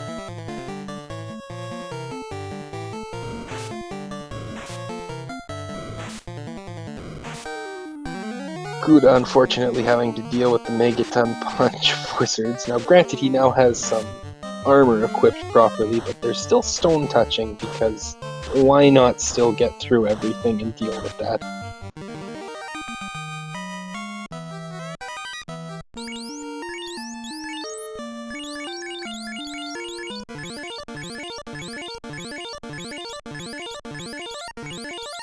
So, question from Lord of the Synth. You're at about 120 in. How far behind are you feeling? That's interesting because I think this is one of those situations where you say, this party comp wasn't designed for anything unless we got big magic right off the go. We didn't have any of the absolute big boy spells that were there to help carry us. We haven't found the big sword. You've made a lot of logical checks. I don't know if I necessarily feel really behind, and we saw a lot of trolly enemies right off the start. This is one of those ones where, oh, jkoper's gonna go visit his fun bats. The bats he's absolutely I love known that for. room. Well, and there's a trap tile too there you can check as well. But yeah, I love the Bat Party room. If I'm feeling like memeing, I meme that room. Well, that room exists because of jkoper. Yeah, it's all because of him. All those bats were ones that caught him one time or another. Now he gets to go hang out with them in a safe. So as I said, I don't know if I necessarily feel super behind at this point. I know you haven't lit any orbs. You're in go mode. You know jkoper knows where everything is. He's there. He's pulled all three loose in fairly Honestly, obvious places. And given how awful the early part of the seed was, you've got to be sitting there going, I'm probably right on pace with my opponent, I think. Like, we both had to have run into this. honestly, knowing that the canal was there in ice, and that canal basically unlocked a bunch of the seed to get you where you're going, and floater wasn't that hard to find, in all honesty. It's that instance where I really think that each of them, after play, can a play to Volcano and a play to Marsh, and neither of those plays really working out like long term for the viability of the seed. I think both of them feel behind. Yeah, it's that weird situation where you both feel behind, but you probably both also feel like, who knows how this has gone, because I've seen some things. Yeah, and the time it took for us to say that, Guda already showed up at Kraken and wrecked him, and that was that. Just not even a fight to worry about. Guda has a slight lead now. Like, he's not in the air like jkoper is, so it's a lead that could easily get balanced back out, I think. But depending upon how long jkoper sits here doing stuff, and how long it takes for Guda to go and get that floater, like, he took out one of the longer dungeons that Coper had to do. It feels like he has a slight advantage at this point. If his next play is directly to Sky and he pulls that ruby out, he's gonna be right there with it. And he's gonna be, at this point, I think, a little better equipped. You know, that katana right now is a bit, oh good, an Excalibur, yippee. Well, and the fact is, big edge. Pun intended. The fact is that he has already shown that he's willing to go through a nasty dungeon, full clear it, and then just go and kill the boss at the end, because he just did it to Kraken. In all honesty, I would not be surprised to just see him clear out this whole dungeon and then just go kill Tio.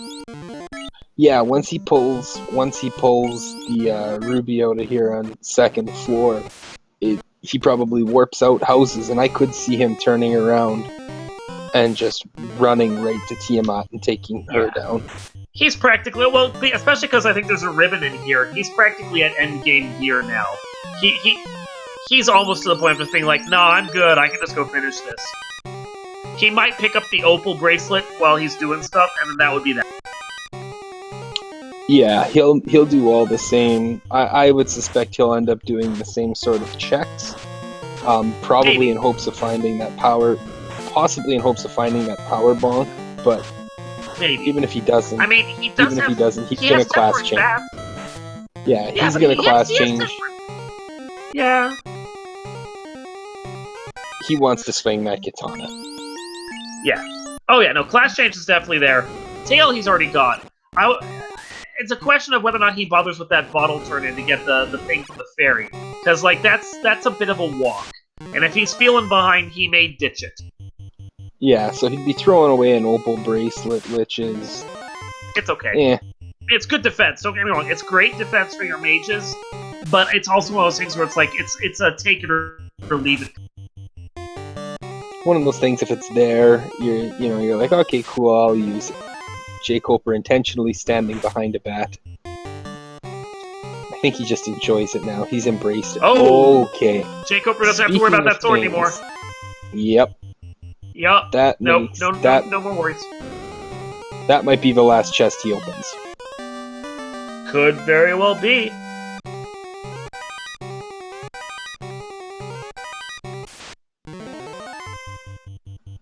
Yeah, I what else would you hope for if you're jkoper at this point? Realistically, what item or thing are you hoping to pull out at this point? You've got 2 ribbons, you've got massa, you've got some half-decent magic. You even have like a fire shield and an ice armor for your ninja. I don't think there's much left you worry about. Yeah, I think at this point this is find a grind tile, get some levels, and then blitz your way through the rest of this.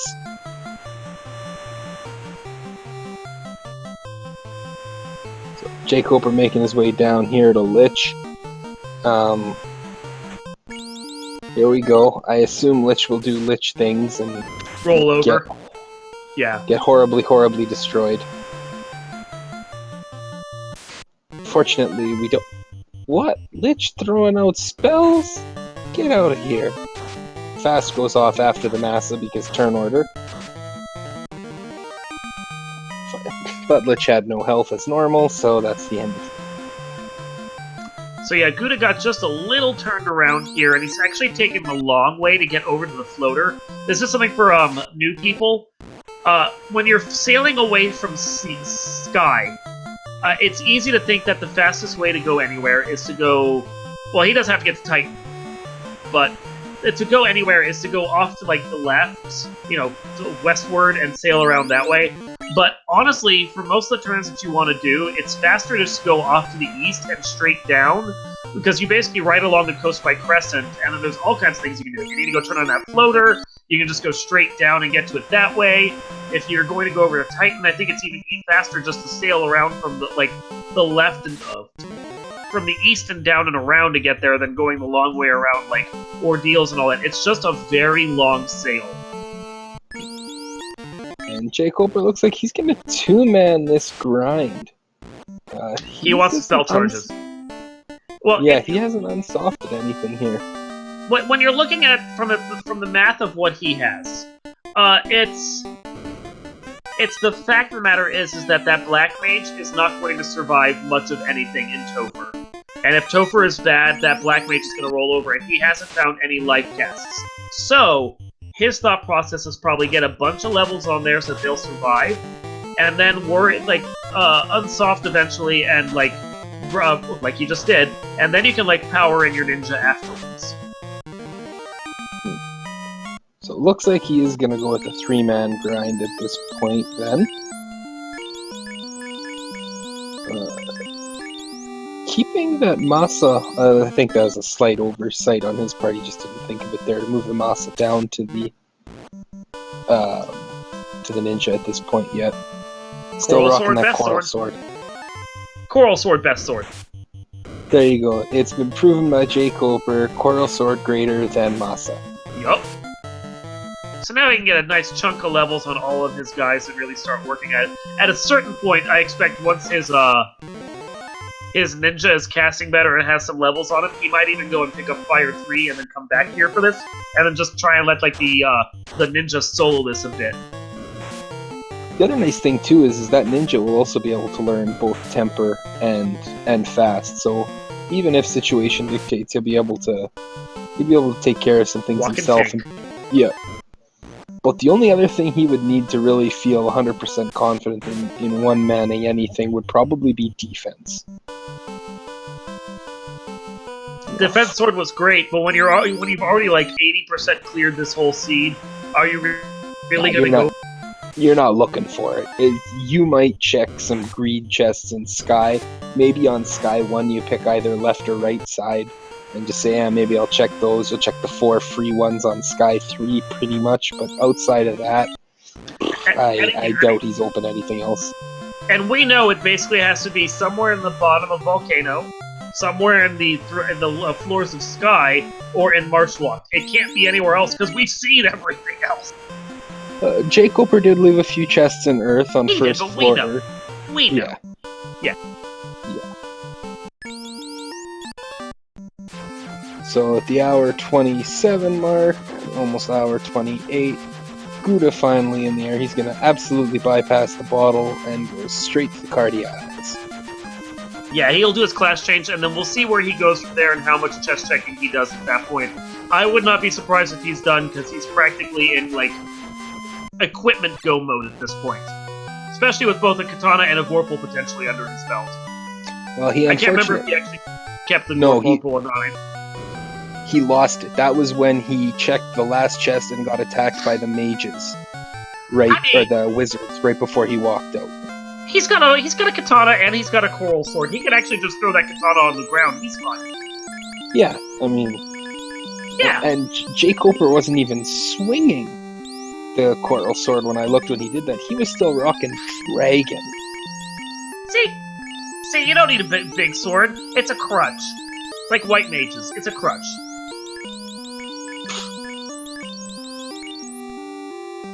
No need to worry about stress.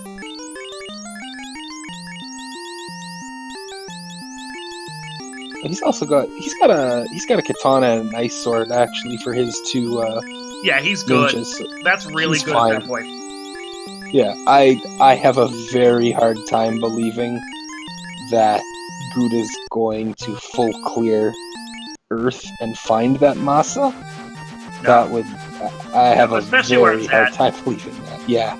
Yeah, no, that fourth really floor right at through. the bottom. Yeah. No. I doubt it. No, I think we're gonna see him greed and go everything at this point. Yeah, I would agree. This is going to be him putting the pedal to the metal at this point, and he's going to hope he can. Oh, we've got learnable fade and life, so Nice. we've got life, we've got cure. We can get cure 4 now. jkoper seems to be done with his grind. Has the spell charges he wanted. I would not be surprised to see him go and buy some of those. I don't think we'll see Guda do any spell buying for his ninja until after he's basically done with everything and has some levels under their belts. I don't think we're going to see him grind at all.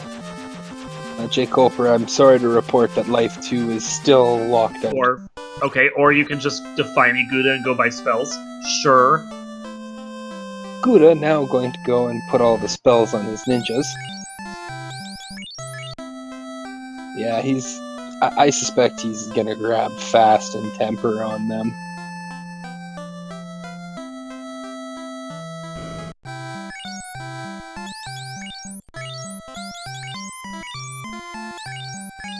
Going through and buying golds for all of his guys because he didn't find anything better, but the gold bracelets are still pretty good. Nothing to scoff at. Yeah, they're still fantastic at this point. He's not gonna find that. He's not gonna find that opal bracelet. I have a hard time thinking he's gonna even worry about. Yeah. Turning that bottle in. So. Nah, he's done. Yeah, there were also pro rings. I'm trying to remember. I think they were in Elfland. So you might pick up some of those as well. Yeah, they were like 15 or 16k in Elfland, if I remember correctly. Well, he's going to end up going there anyway, because he wants to make sure that he has all of the spells that he needs.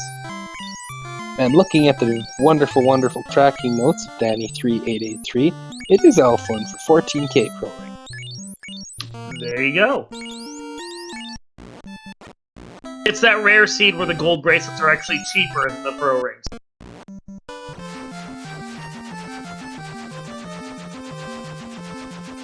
Okay, or he can defy us again and decide not to go buy his level 3 and 4 spells. Whatever.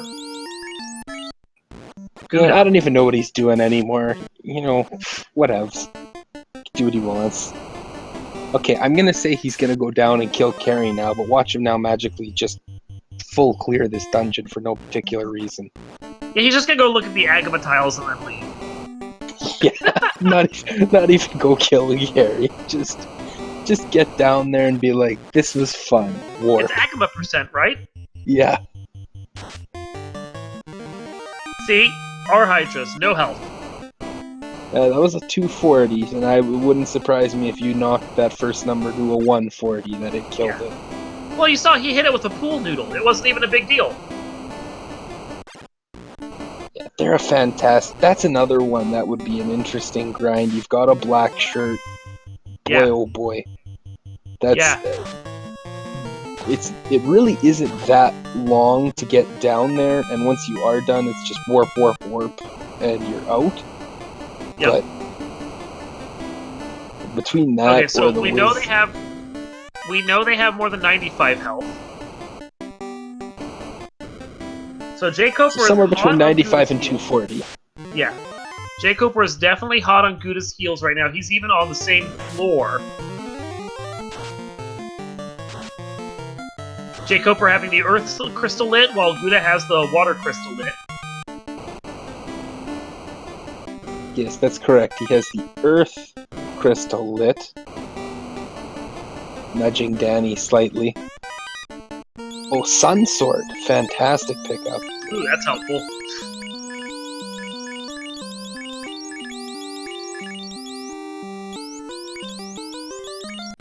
Danny, just leave the fire orb lit. It'll be done in like 2 seconds. That is true. Guda is checking, I think, a couple of extra chests that jkoper wasn't, so jkoper is actually like caught up at this point. Yeah, this is gonna be really close. Tight. Yeah, this is going to be super, super close down to the wire. The water walk, I think, is actually going to be more difficult than the earth walk. So as long as Guda doesn't decide to go checking chests over at Earth, I think he's going to find it faster to get through that dungeon.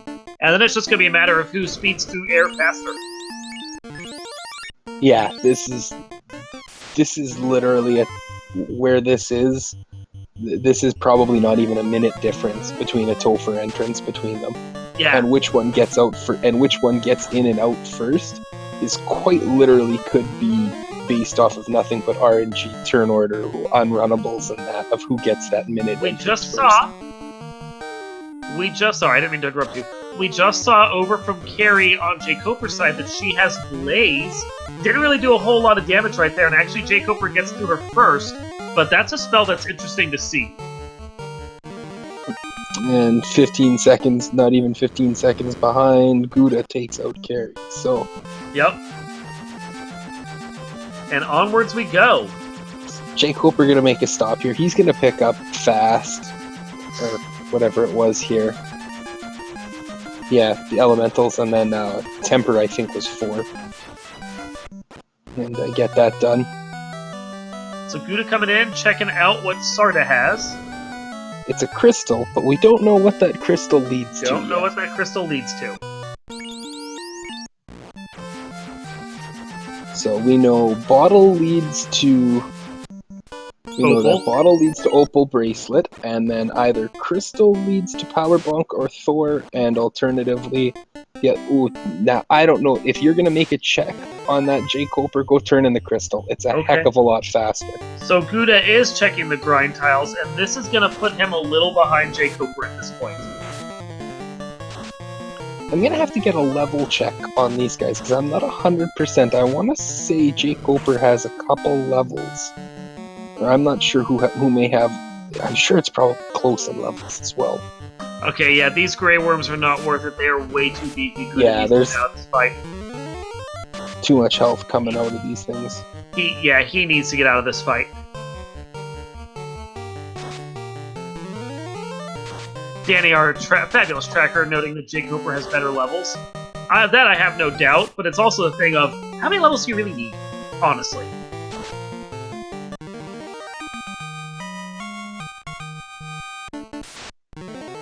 Ooh, the RN kilos, they are definitely not worth it. That's a hard pass. Out. You're done. That's a very hard pass right there. that was a total check for like, it's a 3-eye grind, Medusa, something like that, chilling here. Yeah. Best grinds we found so far are those R Hydrants or the Wiz Vampire. Yeah, totally Vampire Packs or R Hydras at this point in time. Is there really any other good grind tiles that are quick and accessible at this point? Guda's checking Not yet. chests. He is. I don't know that we know what the elemental tile is yet, so there's a possibility that we could get a good element tile grind. And then the only other way is, like, what this cube tile is. Ooh, Cerberuses. That's another good one. Honestly, they usually don't roll very high either, and they'll go down once again to ice spells. So that's one to keep in the back of our mind here. If you were going to do it, you do it while you were passing through, because you could do the grind right there. Yeah. Again, then you might have to probably warp out, leave house, walk it back. Decisions. So,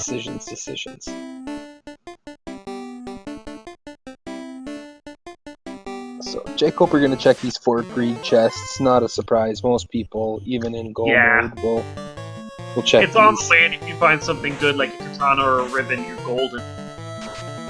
Yeah, which is pretty much all that jkoper's looking for at this point in time. And,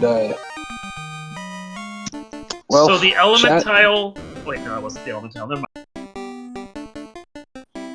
So, chat, if you want to see our robot friend, we're approaching the Bridge of Destiny. Now's our time. Let's get those blessed RNGs out in chat.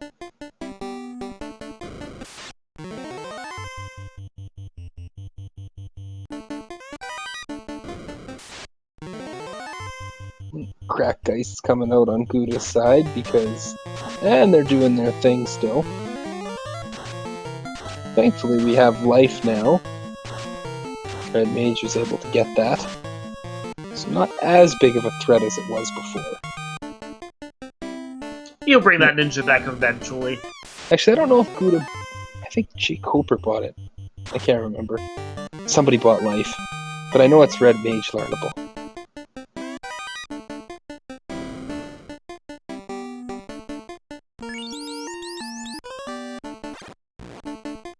So you gonna check chests here, Guda, or are you done? Let's find out. Doesn't check the top treasury. It's the bottom treasury is the one that he would have to make the play for. That's where Moss is hiding. So is he gonna go south or north right here at this next bend? I have to say he's going north. There's no way he's heading south. Nope, nope, that back got out of his way and he's done. And jkoper pulling Tia 1 here. So, Brack strats, Bane strats. Wall going off, fast going off, gonna fast himself. Bane goes off, nothing. Gonna swing. Gonna Brack, and Bane. Let's give it a plethora of different poison thingies. Although with the damage he's cranking out, Tiamat isn't going to last much longer no matter what. Yeah, that Moss is gonna say, you better get your insta-deaths out fast, boys. I'm coming through. Yeah, Guda does need a bit of a grind, I will not lie, because that katana is just not cranking out damage. He needs more hits and he needs more power. Yeah, meanwhile, jkoper quickly dispatches of Tia. And right behind Guda takes... Yeah, like, it's the thing of, despite checking a lot of chests along the way, Guda actually managed to keep up at that point, and they both are still sitting at 3 a pop. So now Guda's gonna go do his grind, and this is definitely where he's gonna slow down some. Yeah, he needs to... But I agree, he needs to spend a little bit of time. He was hoping that he was gonna find Masa in one of those chests. He's gonna 2-man this, so it'll go by a lot quicker. But that katana's gonna need to start swinging. We've got Nuke at first slot level 7 in Gaia, which is Red Wizard learnable. I don't know. Anything past level 5 I don't pay attention to.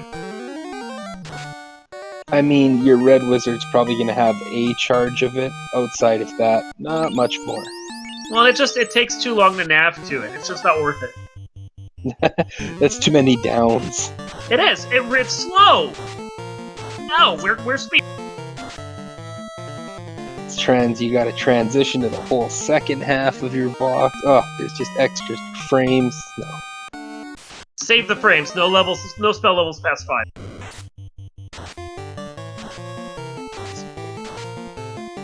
The plus side is that there are dangerous things that these whiz vamps were throwing out, particularly their zaps and squints and all of that.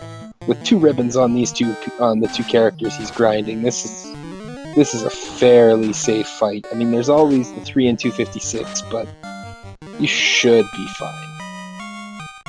Well, and Guda is cranking out really lovely levels here. All of those key items, plus only having 2 guys up, he's getting 10 grand a pop on 2 guys. Like, that is sick. Yeah, he's gonna... Our Sahags have stone poison. I think it was. So that's fun. He has the ribbons on his 2 guys, so the likelihood of them getting hit by it is low. Not impossible, but very low. Also just incredibly annoying and time sinking. Yeah. That's something I don't think we saw at all when Guda ran through. I don't even recall him getting a single unrunnable Arsaheg with Saheg pack. I don't think he got one. As Chad is commenting, if you're saving frames, yes, you don't get all the spell levels, and you don't save the hours. Metroid teaches us things. We always kill the animals, everything's trying to kill us.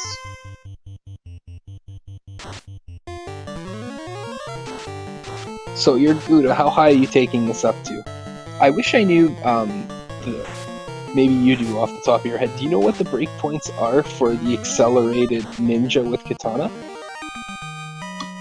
Well, the problem is that the breakpoints that we had are based on the ninjas before the weapon fixes and the ninja fixes went into place. So, what we have normally is a nice little guidance document on our resource site that tells us things like that. But again, it's before the ninja fixes were put into place and they get the double hits. A traditional ninja will get an extra hit at 29. He's probably closer to like 23, 24 now, and then another one around 34 would be my rough estimate, and that's just, you know, back to the napkin math on Twitch. But 29 would not surprise me. Yeah.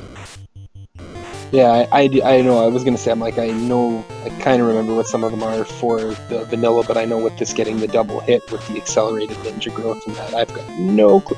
jkoper taking the less popular north route through the final floor here in C. Technically, it's a little slower for steps, but I think someone did the math, and because you have a longer walk with, a wall with doors in it, it's technically less possible encounters. So I don't know that anyone's ever done a comparison about like how long it would take to get through it, but I think it might technically be a wash. Yeah, you save a few encounter steps, but end up taking a few extra steps. So exactly. A couple seconds saved here, a couple lost there. So the only way I think you'd be able to definitively say which way is faster is you would have to know your encounter table inside and out at this point to be able to say, if I save these 6 steps, am I going to therefore not get an encounter? Yeah, if you're paying attention and you know that there's a bad section of tiles coming up, or encounter steps coming up, where you got like those, it feels like the back to back to back to back to back. If you can like avoid any of that by saving a few extra steps with the north route, then it... Yeah. That makes sense. I don't know if I've ever paid attention that much. Yeah, but I don't know if I've ever paid attention that much. It's kind of like, yeah, there's a somewhat big run here, and there's some bad things happen here. But like when you're literally talking 4 or 5 steps, you have to be gyre Fiesel level of vanilla understanding of step routing and such to be able to make that application. All of us tend to just do the southern route because for the most part it's just better. Like in that regard. So Koper is in a bit of a tough spot right here. His ninja with his Masamune is down, and he's gonna have to resort to those nuke casts and hope Kraken doesn't just go right down the line before he dies. Thankfully, Kraken didn't have much more health, so that took care of that. But that was getting a little... Yeah, that was getting a little... Oh, and jkoper has skipped level 5 magic, which is where that Cure 4 is hanging out, I believe. He might not have had it at the time, and then not realized that, you know, he could go back and get it. I've made that mistake before. Or was it... Uh-oh. Or was it Red level Mage 4? is down on Guda's side. Let me check notes.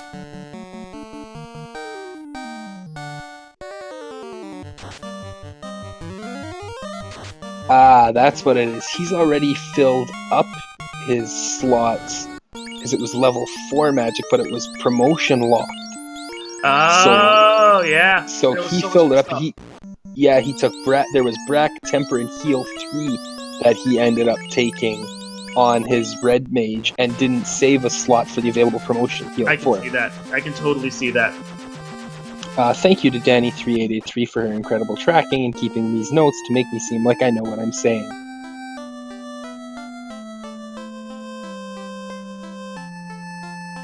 You're welcome.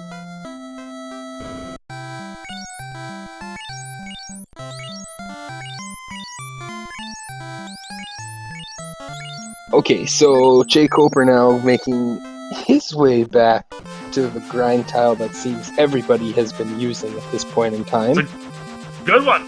It's great. As again, 2 guys, 10 grand a pop for it. I totally would. I feel like at this point, Guda is probably done. And so it's however long it takes for jkoper to get the last bits of levels that he wants before Guda is done with Sky is exactly how much longer we have in this scene. Barring any horrendous thing happening in Temple of Fiends, at least. Yes.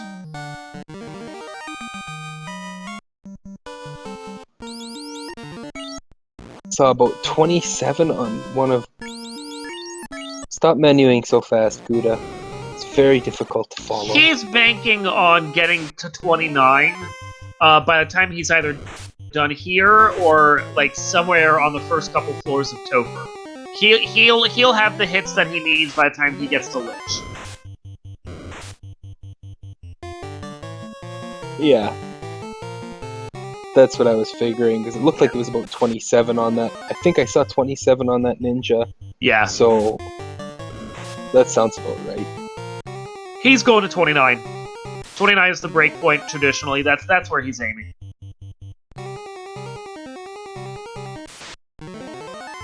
So, meanwhile, jkoper... I would assume jkoper will be somewhere in the same neighborhood. Yeah, and he's almost there, actually. One of his ninjas is, I think, at like 27, 28. He'll be there soon. And then he has to decide if that's good enough. Oh, no! His ninja's only 25. Yeah, unfortunately, he lost that ninja for a few big fights. You know, Kraken taking him down, and a few other times where they ended up the crack on certain things, and that were killing them because I believe he had the ribbons on the 2 mages at the bottom, so yeah. Susceptible to various things. I know he was stoned at one point as well, that ninja. So yeah, if he wants 29, he's got 3 more levels to get on that ninja. And he's healing up. Oh, wait. Where are you off to? Are you ready now? Maybe he's decided 26 is good enough? Could be. Well, he might know the hit math and realize that it is actually good enough. Again, I don't know the exact ones with the new breakpoints. I just check out the chart and go with it. So, checking out an armor shop, interesting. Gonna buy some heals. Looks like this is a final stock up. Looks like jkoper's gonna try it here. Meanwhile, Guda's taken all the good grind fights he can find along the way. Gonna be nice and leveled up by the time he gets to Tiamat. And we're on the Bridge of Destiny, so let's see if we see ourselves a robot chicken. jkoper forgot something, has to go back and buy it.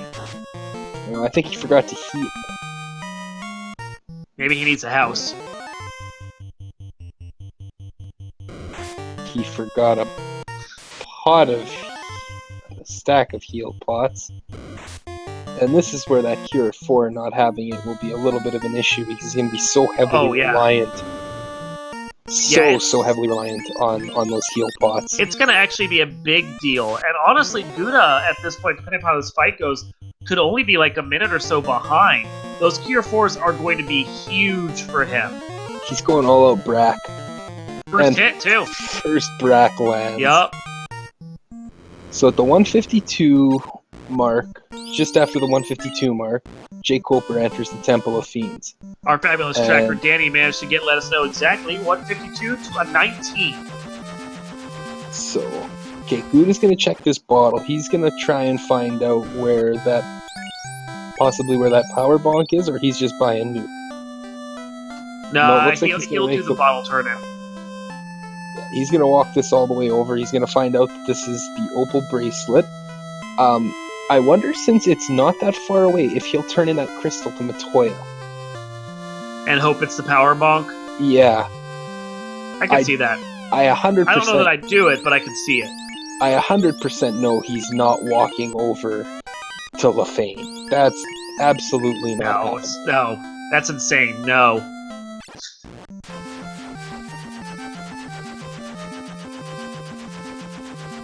For a second, I saw him turn around. I'm like, no, Guda, don't go to Lefane. For a split second, I thought the same thing. I was like, or he's heading south. Okay, so he is going to check the crystal, and he's going to... And of course, he parks too many steps away and takes a fight. But he gets this luscious 85 experience. Oh, thank God, the Asp didn't take him down. Okay, and he got the power bomb. That's all he needed. There you go. That was definitely what he was hunting for in terms of items that he could get from that. So, all right. So here we go. Now we are just basically 2 minutes behind jkoper. Guda is entering the Temple of Fiends. And that 2-minute deficit is nothing. That's easy to make up. Yeah, that's a couple of bad unrunnables on a certain floor, and all of a sudden you're right there. Or one person getting horrendous fiend luck, which unfortunately you've seen happen so many times, where somebody sees all the horrible slow attacks. Someone's got heal 2 that they're fighting a pack of, someone sees 5 packs of Gurmaduces throwing out heal 2 just to waste a bunch of time. The other person sees none of it. It's very easy to make that up. And let's not ignore the fact that technically Guda actually has better run luck right now, or run chance, because he's got a 4-man party with the extra ninja. Like, that's not nothing. No, that ninja can help to get him away and get out of fights a lot faster. Yeah, because he can do what I like to do, which is the swing, run. In case you get an enemy that doesn't want to let you run away, but you can kill it with a single hit. Like, he can take that out and actually end up doing, or running from it and actually have better odds at that point. Now, we do also have to remember, too, though, in terms of things swinging one way or the other, jkoper has that massa where Guda's going to be running this Katana Sun Sword on his 2. So, if there's anything that's a little bit beefier with, say, high absorb, that Katana's crits could come into play. If there's things that aren't as thick in that, the Massa's raw damage might be something that cuts through it and does better. So this is going to be real close. And speaking of really close, they're on the same floor. There was one of those unrunnables. Yep. Yeah, that Mugall pack held him up and just couldn't get away from it.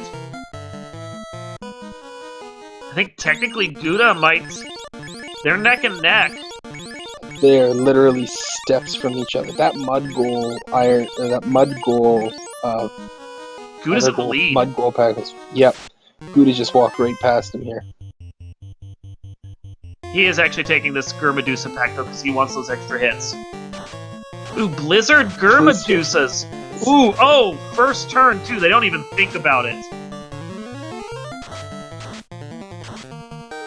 Ooh, so less than, somewhere between 50 and 66 hit points as well. It's surprising that he low-rolled 2 of them. And with that, jkoper takes the lead. One swing, down goes Lich. Lich had about 300 hit points at that hit for. Now, I want to point out, and as Chad has noted, technically jkoper's back in the lead, but jkoper has a major issue.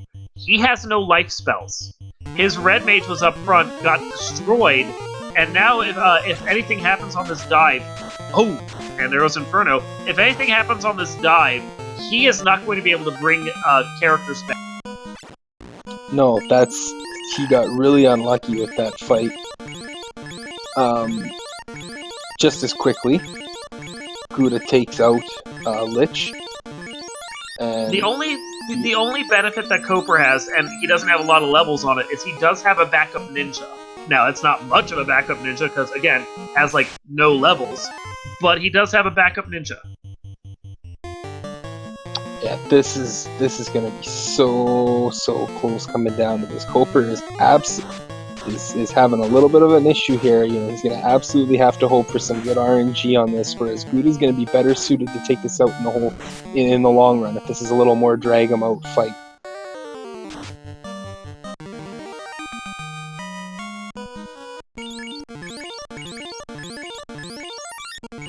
So Koper pulls carry to one Karamat. shots that. Oh, That's did he? it. He had to reset out. Carry one shot his ninja for 450 damage. It was over before it started. Yeah, no, that's not even happening. So, oh, but he is holy super cow. absorbing. And nuke! And has nuke! Okay.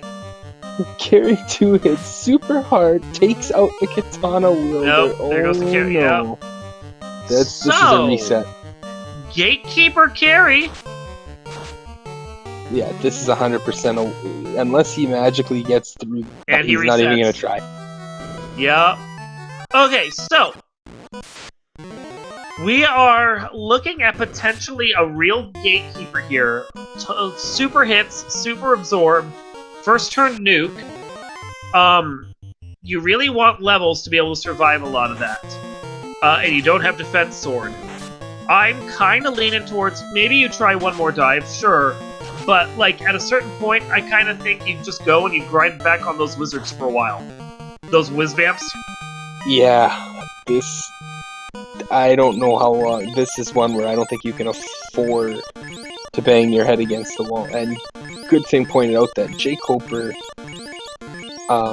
did not see that nuke right away. He pretty much saw Carrie come out and beat the snot out of his ninja and just went, well, that's not good. She grabbed him by the waistbands of his little footy pajamas, gave him a wedgie, and then shoved his face in the toilet for a swirly. I was like, nope, you're done, nerd. Yeah, then after that, gently took him and placed him very casually in his locker and locked it and walked away. Yep, exactly.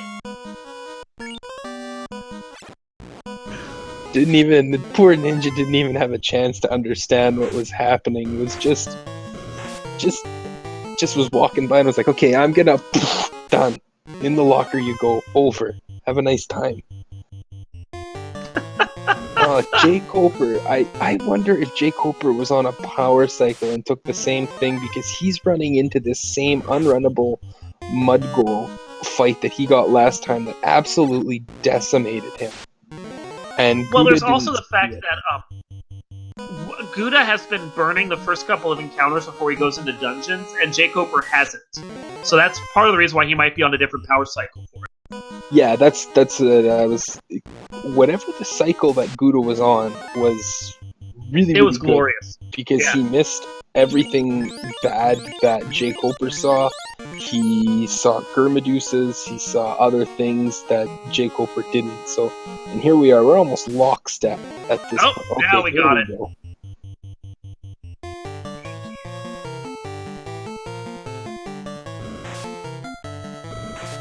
So we know Lich 1 has absolutely no HP. So one Masa swing will take care of him.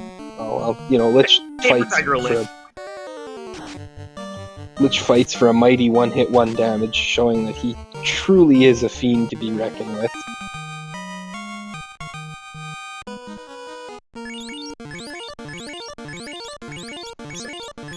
jkoper approaching Carry 2 for the second time.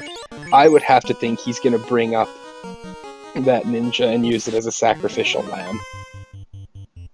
I would. Try and get anything, like, yeah. Now, he doesn't know that nuke is first spell, so that sacrificial lamb will do absolutely nothing if it nukes, but he does know that No meat shield. No meat shield. Leaves his ninja up front even. Oh, after seeing what she did the first time, this is tempting fate. And There it put goes back again. in the locker. Let's see it. I'll get your lunch money again next time, nerd. That's what you get, we're wearing funny clothes. This is a long debate now about what he wants to do. I'm gonna drop some invis 2s because he doesn't know that the first thing. Oh, Now he there it knows. is. Gets Low good rolls, low though, helped rolls. him out a lot. That was lucky right there. But Less lucky. Yeah. No, you have to reset. You can't black mage through the whole dungeon. No, this might be an I think he's feeling information it out play. to see just how much she has. Yeah. So about Okay, 600 so or she so had health. Yeah, that's Yeah. what I was just gonna say. Somewhere between 600 and 700 with the rolls that he got there. So that was a total information play, just to figure out, is this, how is this RNG based? Is this something I can do, or is she just so far gone that I'm gonna have to go and buff up and take a grind and get more levels. So we do have questions in chat about why he wouldn't unstone the other ninja. Well, I think he should have, but of course, knowing that nuke is now in the pool, that's going to change the math a little, because that ninja is not going to survive a nuke. And then you're just burning a life charge, or a stone. I mean, it's a soft potion, it's not the end of the world, but, Oh. First turn nuke from Carry on Guda's side. Gets some big rolls, 300s across the board. 10 good hits, hit, 309. If yeah. he gets another one of those, it might be enough. See Might if he be. fires off. Gets the Cure 4 on his Red Mage. That's big. He's got nuke on that Red Mage, so he will be able to go through. 10 hits, 590. Big hits. Nice! There you go, you got past the bigot right there. She was all ready now. Okay, so now before we all get super excited about all this, we have to remember that was Carry 2. There is And there's no possibility. Every boss that's roll's right. independent. Yeah, there's no guarantee the others are going to be any nice. Yeah, you can be sitting here and like, alright, so we've got a pretty unpleasant Carry 2, but we all know if Carry 2's hitting that hard, Kraken 2 can hit harder. So here we go. Guda pulls Kraken 2. He's gonna start off, he's gonna swing. No, he's gonna fast. Nuke. Fade, swing. Fade Paid goes for out. 140. Another Oh, 55 boy. hits, and that. Well, I mean, that's what the meat shield is for. Still got your fast off though, so that's good. You burn off that lock 2 already. Go with an Invis 2. Oh, well, not boy. gonna burn off that lock 2. That doesn't matter. 2 This hits, is- 154. This is a Ugh. super evasive Kraken. This is a super evasive Kraken. That's a 10 swing That's a 10 swing katana hitting twice. Sake of And- oh, Jeez. hold A and pray. Oh, and it's got absorb too. Oh my goodness. But not So, a lot of man mode. HP. Then he gets. Oh no. He That's gets not the what you encounter before he even gets a chance to throw the heal pots out. So Kraken 2, a glass cannon, hits like a truck, but did not have any HP. Lots of absorb and lots of evasion, but not a lot of HP. I suspect this is nothing more than a big information play. He's gonna try this, but I mean, he could make it.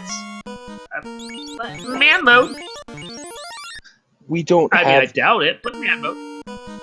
Yeah, but unfortunately, we don't have anything if we had defense sword, I would feel so much better about this. But here we go, Tia 2 coming. Fast Tia Okay, 2 leads off nuclear. with Yay, that's nuclear. fun. 12 hits for 316. No absorb. 12 hits for No absorb, no evade. That's lovely.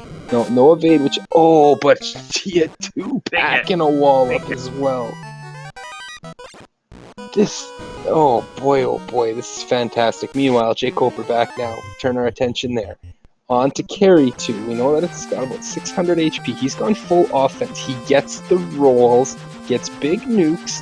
Down goes carry 2. Guda says, I don't think I can do this with my party as is. No. Is Need more heading levels. back and leveling. I think, knowing how squishy that Tiamat was as far as like its absorb and its evade, not squishy on health, sure, but the rest of the way, I think you eventually just try and get that ninja up to a point where he can take like 2 or 3 hits from Tiamat, and then maybe get through its defense before it can actually do anything. Yeah. Got a question in chat. Did they just not want ribbons? Nuke and nuclear are non-elemental, and that means they don't care about your ribbons.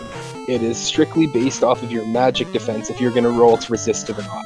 And the damage that they're putting out just doesn't seem to care. The physical damage that's coming out from them may be just a bigger problem as the nukes and nuclears. So Eliger Brath asked how far Guda got. We just saw him wipe out Tia 2 on his second dive, and has decided that what he needs right now is some levels. Cannot blame him for that. Yeah, carry 2 is packing nuke and hits for 500. Kraken 2 is hitting for 8 to 900 and has a lot of evade and absorb. We were doing with a 10-12 hit katana hitting once, twice for 80 health. But thankfully, Kraken 2 with all that evade and such has no HP, probably like 600 HP at most. So very paper, but hits like a truck and is hard to hit. Will Bloodworth, I'm with you on this one. That second ninja needs to come up to just eat something in the face. Yeah, you need a meat shield up there, and his lack of meat shielding is really... Like, he's at Kraken, and good for him. Well, there goes your health. Quad X is a great thing to see. That punch, however, is not. Now, let's see what jkoper wants to do. He's thinking. He's definitely thinking. He's getting levels. I would not deny. Yeah. Go over. Whoa. Not going Asta. Nope, there you go. Ow. He's thinking. Trying to decide.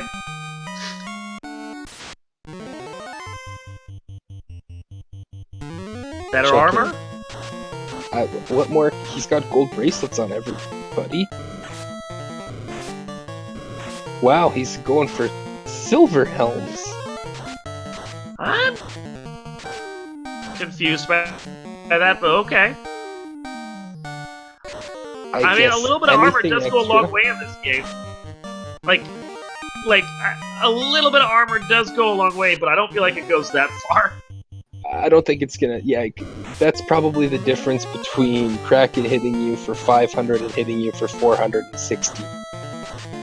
Will Bloodworth in chat ask if this was a draft? It was indeed. Guda picked the mages, jkoper picked the thieves.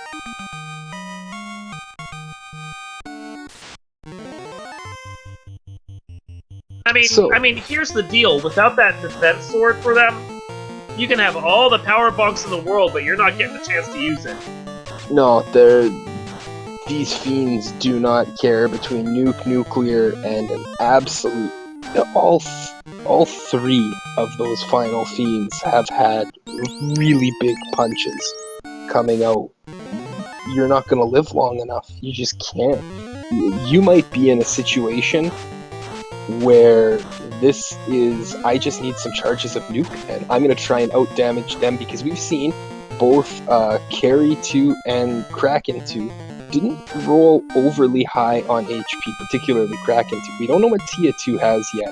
We know it still has a lot of damage and such, but we don't know what its HP pool is at either.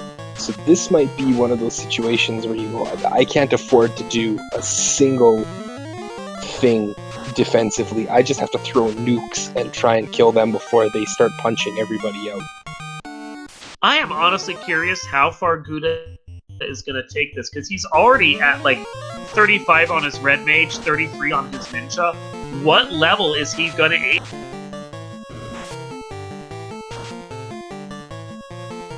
Yeah. Again, not knowing what the breakpoints are on the fixed ninjas, it's hard to know what that katana is, when the katana's going to get its next hit. Yeah, I don't know when it gets all the way up to its full 7 hits.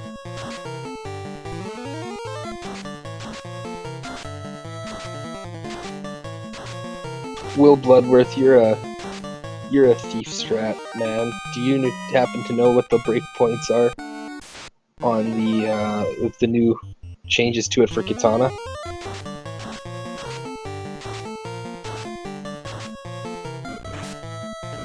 jkoper doing an interesting move and not even reviving that ninja initially. I'm curious about that. There we go. Now he's reviving. He definitely wants a lot of levels on his mages, but like, end of the day, it's going to be man mode that carries you through on this, I think. Yeah, it's going to be so tough to... Alright, so Guda got another like 4 or 5 levels here. He's gonna dive back in. He's gonna see if that's enough to put him where he needs to be.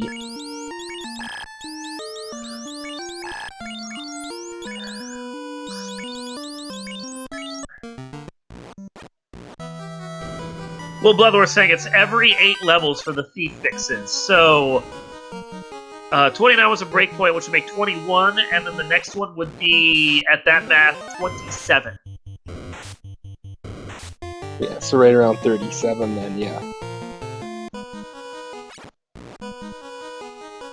Yeah, so he's a little low for that, but of course that also implies that 29 is still the standard breakpoint, and it could be adjusted down, which could mean that whatever level Guda is at is the next breakpoint. Like, that's just that math. I'm not doing math on Twitch.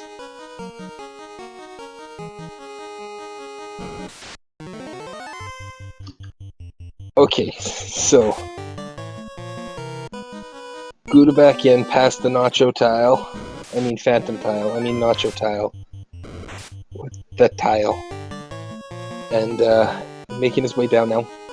On the plus side, we know that Lich 1 is free. Or Lich 2 is free. I've said that and watch it throw out nuclear or something now. But so far, Lich 2's been free.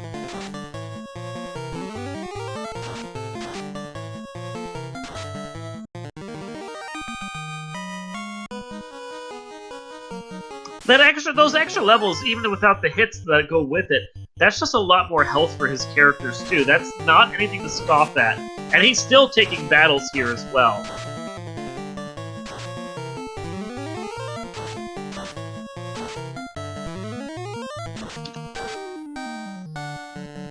No, he's gonna get everything he can before he Yes. before he gets to these final fiends, because anything that's remotely worth taking in terms of experience, he's gonna take.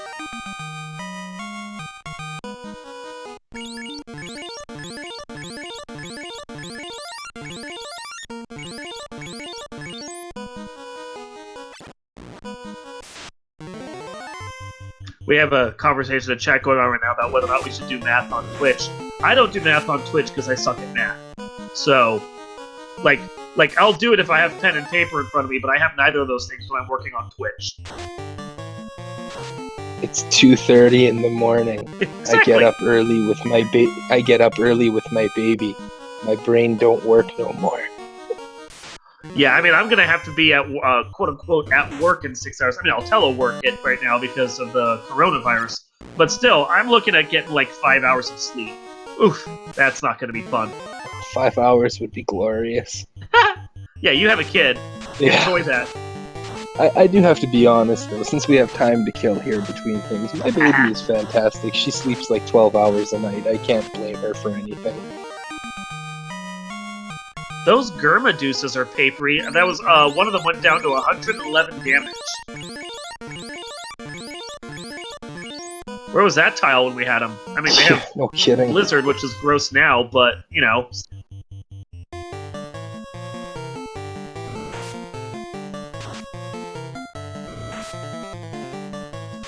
So, making our way to the important fiends soon. Just gotta get through this unrunnable fight This here. pothole. He's Yeah. not, like, the way he was built, he's not even a speed bump, he's a pothole. Yeah, this is... Poor Lich 2's probably looking around the table right now like, yeah, I get to sit at this table, and everyone's just like, yeah, that's just because you're someone's, like, cousin, so you're kind of, like, required by law to be there, or some mom is gonna get angry. He's got, like, 250 health. And does nothing. Yeah, no, he does nothing, he's an action figure. That's gotta be Carrie's younger brother that was like, come on, you have to take him with you. Now, the nice thing to note is that when you get the Agamas in a pack on their own, they're runnable. It's only that R-Giant that's causing it to be unrunnable. He's gonna take the pack of 4. I don't blame him. He's still gonna... Oh, these have no health either. Yeah, that was a Lovely. 200 hit that... Yeah, there was a 200 swing that took him down. That was another nice chunk of experience right there. Okay, first real fiend fight. Here we go. Starting off, swing. Swing, it looks like. Fast. Nope. No, Fade. he's going all-out damage at this point. Oh, a little indecision. He's not sure if he wanted to do that or... Oh, look at that! The meat shield actually lives the hit. She not only has a massive punch, she has stun touch to go with it. So that was something we never got to see because she just kept killing you. That's Alright. hysterical. Will this hit do enough? 11,270? Yes, that's enough. Alright, that's a great go for Gouda. Got through, didn't lose anybody. Only got hit once. Good turn order, good fight. Didn't see the nuke, which was fantastic. That's the benefit of all-out damage. You can avoid that nuke. Yeah. So, now I wonder if he's going to play the same thing on Kraken with just all-up offense, because we saw that Kraken did not have a lot of No. health either. Glass cannon, and I would not be surprised to just see him do like a fast, a swing, nuke, and a fade.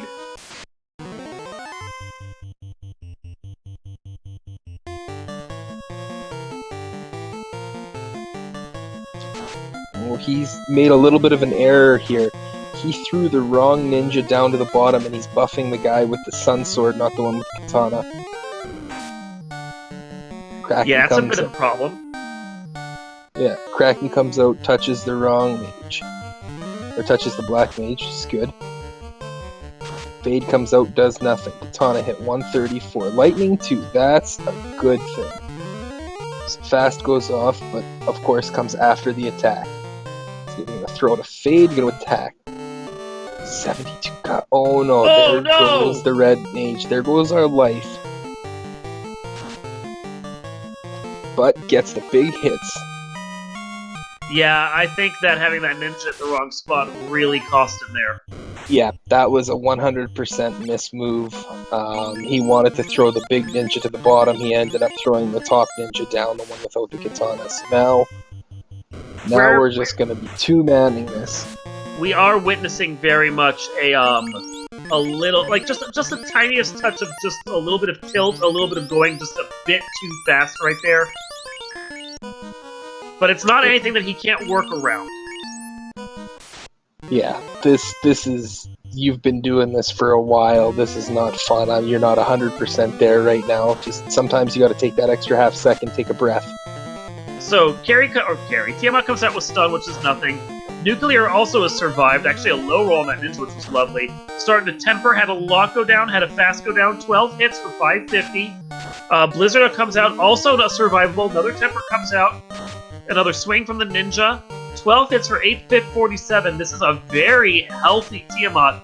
Ink comes out, that's an absolute nothing play right there. 4 hits, 171, and then follow-up swing, 12 hits for 869. That is enough to finish off that Tiamat. Gonna do his heals, gonna get himself back and roll. As long as he hasn't hit any unrunnables, this man mode's gonna take him all the way to chaos. So, that was a Tiamat that seemed to be the opposite, where it was hitting hard, doing some things, and had a lot of HP, but outside of a couple of big physical hits, didn't have quite the same level of physical hits, and definitely, nuclear, definitely better to see than nuke itself. Yeah, that was a healthier Tiamat, but definitely not as scary as that carry. Scary carry was what set the tone here.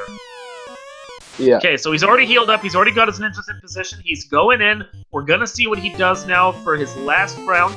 Swings and swings, I think. Gonna do a test run and see how this chaos is. 1 hit, 1 damage, and a fast.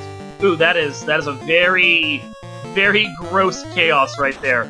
Gonna cast a lock. Chaos is gonna cast fast. You don't want to see that. 4 hits for 129. That is much better. Getting those critical hits going. Gonna power bonk. Gonna swing again with the sword. 4 hits for 23. Zap does nothing. Moving on to the next one. Power bonk comes out again. Swing and swing. Lit 2. Chip damage. Don't care. Katana comes out. 7 hits for 422. That is great to see. Another 3 hits for 113 on top of that. Lovely. 3 hits for 5 damage. Not a... Fire 3 is chip damage. 6 hits for 609 from that second ninja. The powerhouse is starting to swing. 2 hits. Oh, the nuke comes out. That is scary. 5 hits for 522. Stop does not hit. We need to finish this now. 8 hits for 554. How is this going to work out? Ice 2 comes out. 29 health left on this. Oh my god, 1 health left. Still alive. Chaos fasts again. We are looking at another swing. 8 hits for 542. We need to get this down now. He's done it with Oh my god. 10 hits, 922. 1 health left. GG to that ninja, really proving you only need 1. And that ends it with an official SRL time of 2 hours, 23 minutes, and 59 seconds. Wow! That was a chaos fight for the age. Okay, jkoper now pulling Tia 2. What a fight! So, Guda! GG's, how about that chaos? Blame Danny. Blame Danny. We were, don't worry, we were. Goodness. How about that 1 extra level that apparently matters? Yeah, no, that was all down to that extra leveling. Yeah. 1 effing HP left. Oh my. I was mad this entire, I was tilted at 30 minutes. I'm like, jkoper's gonna beat me. Bottom line, I got nothing. I thought I was screwed because I did a dumb marsh play. I mean, the only thing that saved me is I hope I was in the air before him because Ruby was in Sky or in Mirage. But even then, I was like, ugh. Okay, so how it worked out, you did a dumb marsh play, but so did jkoper. Oh, thank goodness. He got into the air before you did and actually had more checks done than you, but I think you were a little more efficient, and he was checking some chests in Earth that you didn't need to check. He did get a Mazamoon out of Earth, which gave that would have been more nice. Power. Yeah, but because of the extra chest checks he was checking, you caught back up again. He got into Topher 2 minutes before you did, but he took an extra wipe you didn't, and you started to grind to get to the end game before he did. Yeah, as soon as I got that nuclear or that nuke out of carry, I was like, it's time to go. I should have gone earlier. That's been one of my biggest downfalls is I tend to just beat my face against Topher and let my opponent beat me because of that. I got really lucky tonight that didn't happen. Basically, all the fiends sucked a lot. Yeah, they did. Except for Lich, who was a pothole. Yeah, Lich was doing Lich things. That's exactly what Lich is supposed to do. Just stand there and take a katana to the face. And it was funny because the 18th time I went down there, I didn't even need to use the katana. Lich coming out with that participant award. Yeah, and then we got nuke out of. Oh, jkoper made it through. That's awesome. I'll let you guys call this chaos. Yeah. Yeah, I was about to say, Elbar's Ubermuller. Do you want to take this one? I've got it, my friend. So here we go, making final preparations. For the first time in any time he's done any run or done anything, has finally brought the second ninja back up to life. Rip is going to stand there and be his namesake, finally. Rest of the time he's just been a statue. But he's finally going to do what he's supposed to and properly die. jkoper taking a breath. I feel that. I've been in that position. Yeah, this is the alright, I have done this enough. Can you please let me finally end this stupid seed? Gonna move some things around. Changing up his ribbon. Actually gonna put armor onto that level 5 ninja, but that's probably not gonna matter. Just a scarecrow and an overshirt. Get me, please! Moving the power bonk onto the proper character. Alright, looks like he's got his preparations set up. Final moments. Really being deliberate with this.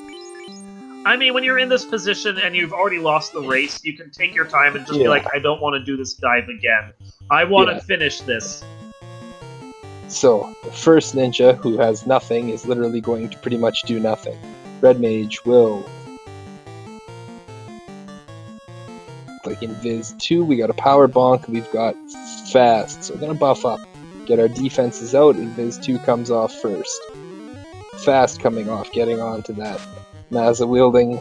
Fire 3 comes out from Chaos. Chip damage across the board, power bonk goes off. Round 2. Gonna swing. In Viz 2. Gonna try a test swing here, see what our damage is, and throw a temper out.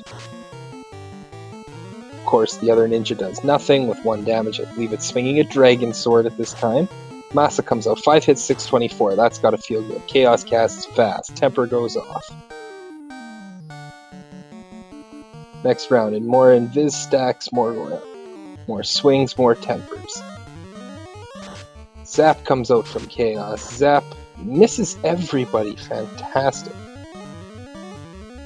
Third stack of evasion goes out. Attack from that 1535. This Chaos has 0 absorb. I mean 0 absorb.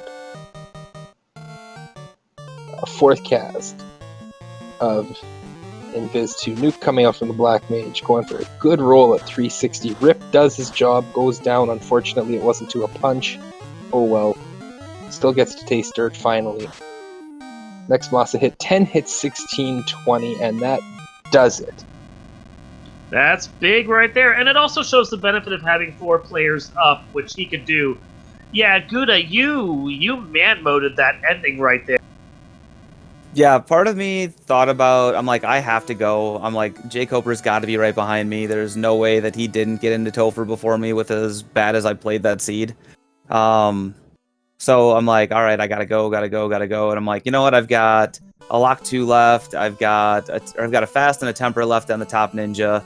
As long as I can make it 2 chaos with that ninja alive, like I should be able to do this. And I was kind of hoping that chaos was going to be punch happy or not punch happy, spell happy and not have nuke. And he was spell happy, but he did have nuke, which really kind of wrecked my day. And I was like, oh crud. I did pull up at now. After the game was done, I pulled up Chaos and Hackster, and he has 3,975 HP. When I was going after him, I was like, all right, I'm doing 500, 600, 700 damage at a crack. He's got to be done soon. I'm like, well, there's vanilla. There's more than vanilla. 230 is gonna come and bite me again, isn't it? Yeah, that was very. Talk about turn order at the end, though, too. I mean, you absolutely had nothing left. I mean, 1 HP. What more could you be hoping for, right? Right, and that was all RNG. Like, the end of that was RNG, and like it really sucked because when I went to Kraken 2, I messed up and I put the wrong ninja at the bottom. Yeah, we noticed that. And then I fasted him and I went, oh come on.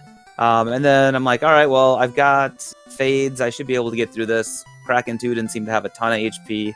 And then, of course, she backlines the red mage, because why wouldn't she?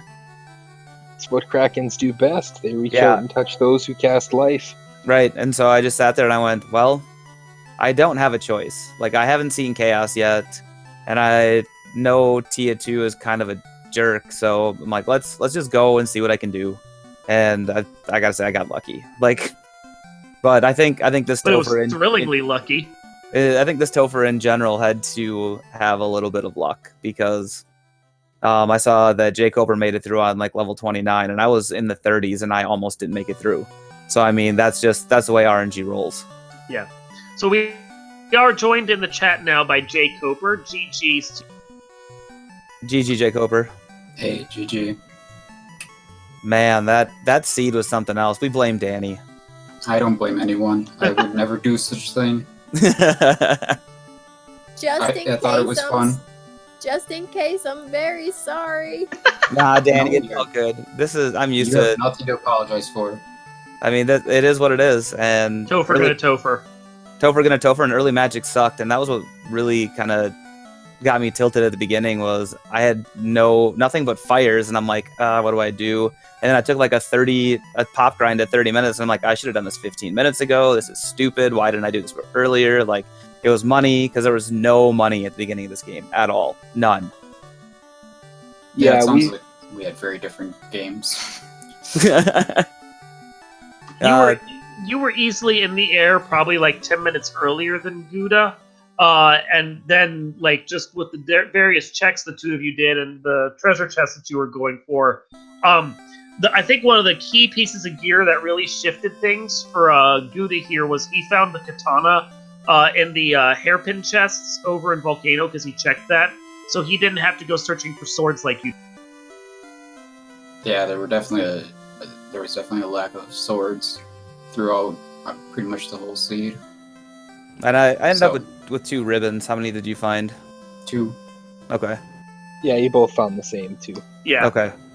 Yeah, that was a problem too, because like just wanted to grind vampires, and they kept killing my thief, and it was annoying. And I could have grinded so much faster if I could have just kept everyone alive. And maybe I should have set it up to do more of a 2-man grind, like Red Mage Thief. That probably would have been a good idea, I guess. But Yeah, I that's don't what I ended up doing after I noped out a Topher 3 times. I went back and did Wiz Vampire 2-man grind up to mid 30s, and then I noped out a Topher again and went back up and ground up. Like, it was I couldn't survive to save my life. yeah, it was like I heard you saying it was definitely a Topher where it was probably better to depend on luck than just about anything, I think, because Carry 2 and Kraken 2 were both not nice, but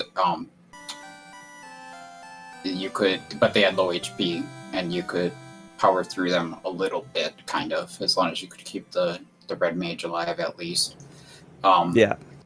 And you said Tiamat 2 was rough. I got through Tiamat my first time, but that was like right after you finished or something, so it's kind of irrelevant.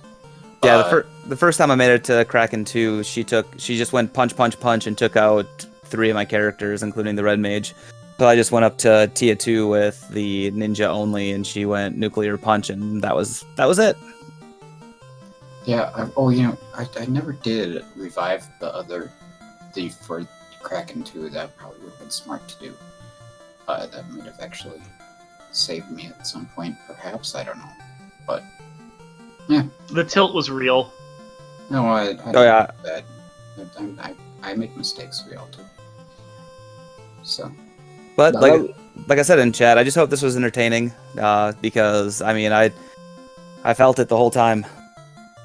Yeah, So- the end game of that was definitely, as I was going to say, as you guys were kind of alluding to, was a whole lot of RNG, because you could, at one point, like, if you saw skills out of anybody, you were like, hey, this is great, but like even Carry 2, punching for 400, 500 damage, Mhm. like, how do you, like, do you have a way to combat that, like outside of just mass amounts of HP and levels, right? Right, and it's hard to get those levels where you get that much HP with the party that we had. So And on top of it, like a one Invis 2-stack is not going to do much, considering she was hitting I think 4 or 5 times and had a ton of power behind it. So it was like you just had to. It was all speed and power. Like you had to try and get as much damage out as possible. So I was using that crit rate on the katana because Carry 2 also had a ton of absorb.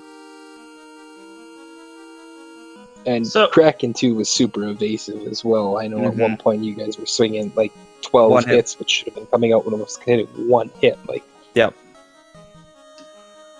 So, and then, of course, Fade shared a slot with Life, so I was like, I didn't want to use up too many Fade charges just in case I needed to use Life charges. And then in the end, when, Red Mage gets smacked, I guess hindsight, I should have just been fading the whole time and hoping. Okay, so I'm going to interrupt you for no reason.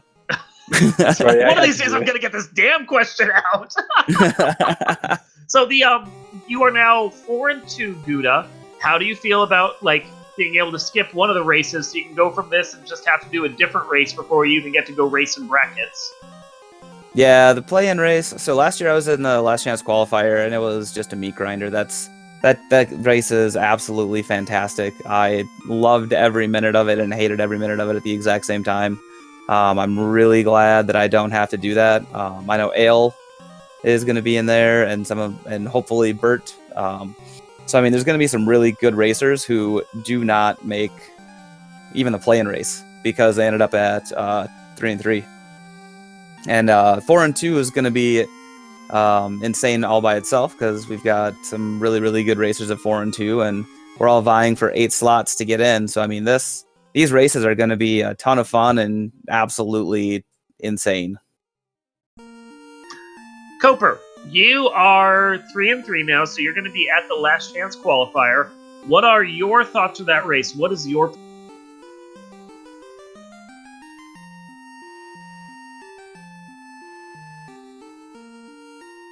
Still with us over there? We may have lost jkoper. Hello? Hey, there you are. You back with us? Yeah, that's just because OBS hogs hotkeys. I have no delusions of winning that race. I'm just gonna play and have fun. Maybe do some stupid chances and stuff and see what happens, But whatever.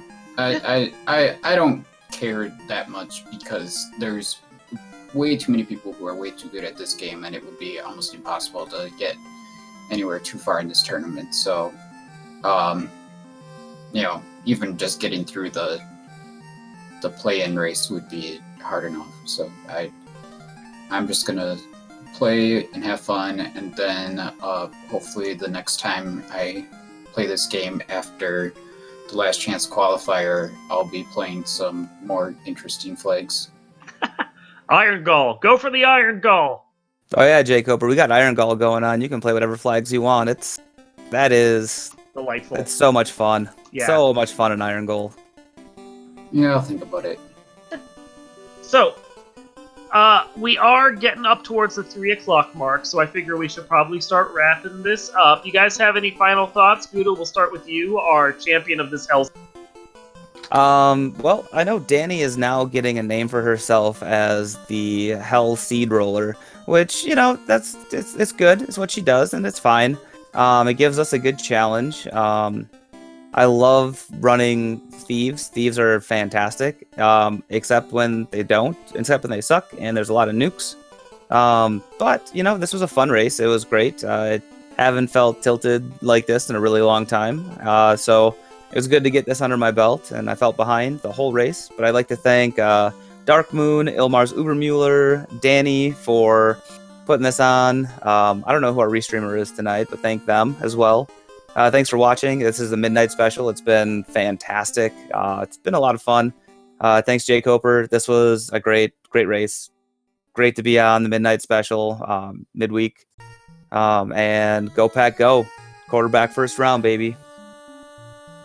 Yeah. I don't know about that quarterback. I mean, it's gonna be years before we figure out if that was good or not. But Hopefully only no, two.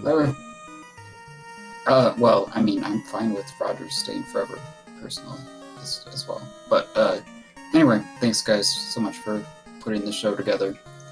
And yeah, I'll yeah. Well, I guess we'll be doing this again whenever the last chance qualifier comes. So thanks. Elmore, you got any final thoughts for us? If you've enjoyed what you've seen somehow, FFR, it's not always like this. Feel free to join the Discord. Please. It's always like this. Yeah, kidding. It is always like this. Join the Discord. There's tons of things to show you how to get going. Tons of people who are excited to introduce new people to the game. Make sure you follow these fantastic runners, Guda and Koper, for putting on a heck of a show through a seed that was not exactly the funnest thing in the world to do.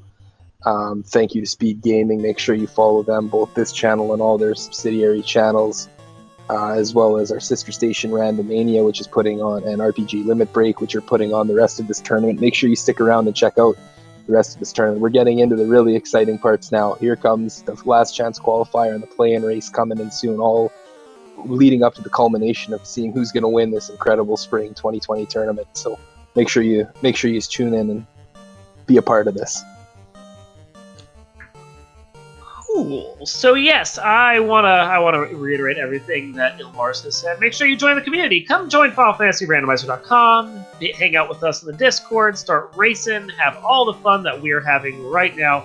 It really isn't always like this. These are just, flags that allow for this to happen. While you're here, I want to remind you to follow our runners, guda632 and jkoper. Make sure you give follows to the people behind the scenes as well. Ilmars, Ubermuller, our fantastic tracker, Danny3883 and 3883, my bad. And of course, you can follow me as well, DarkMoonEX. I am DarkMoonFirelight on Twitch. Make sure while you're here to give a follow over to Speed Gaming 3 as well. We appreciate them hosting us and letting us put all these fun games that we was up until like 3 in the morning on there. And with that, I think we're pretty much good to go. This has been a presentation of the Final Fantasy Randomizer Spring Tournament 2020. We appreciate you watching and staying through all the way till the end, and we will see you next time. Good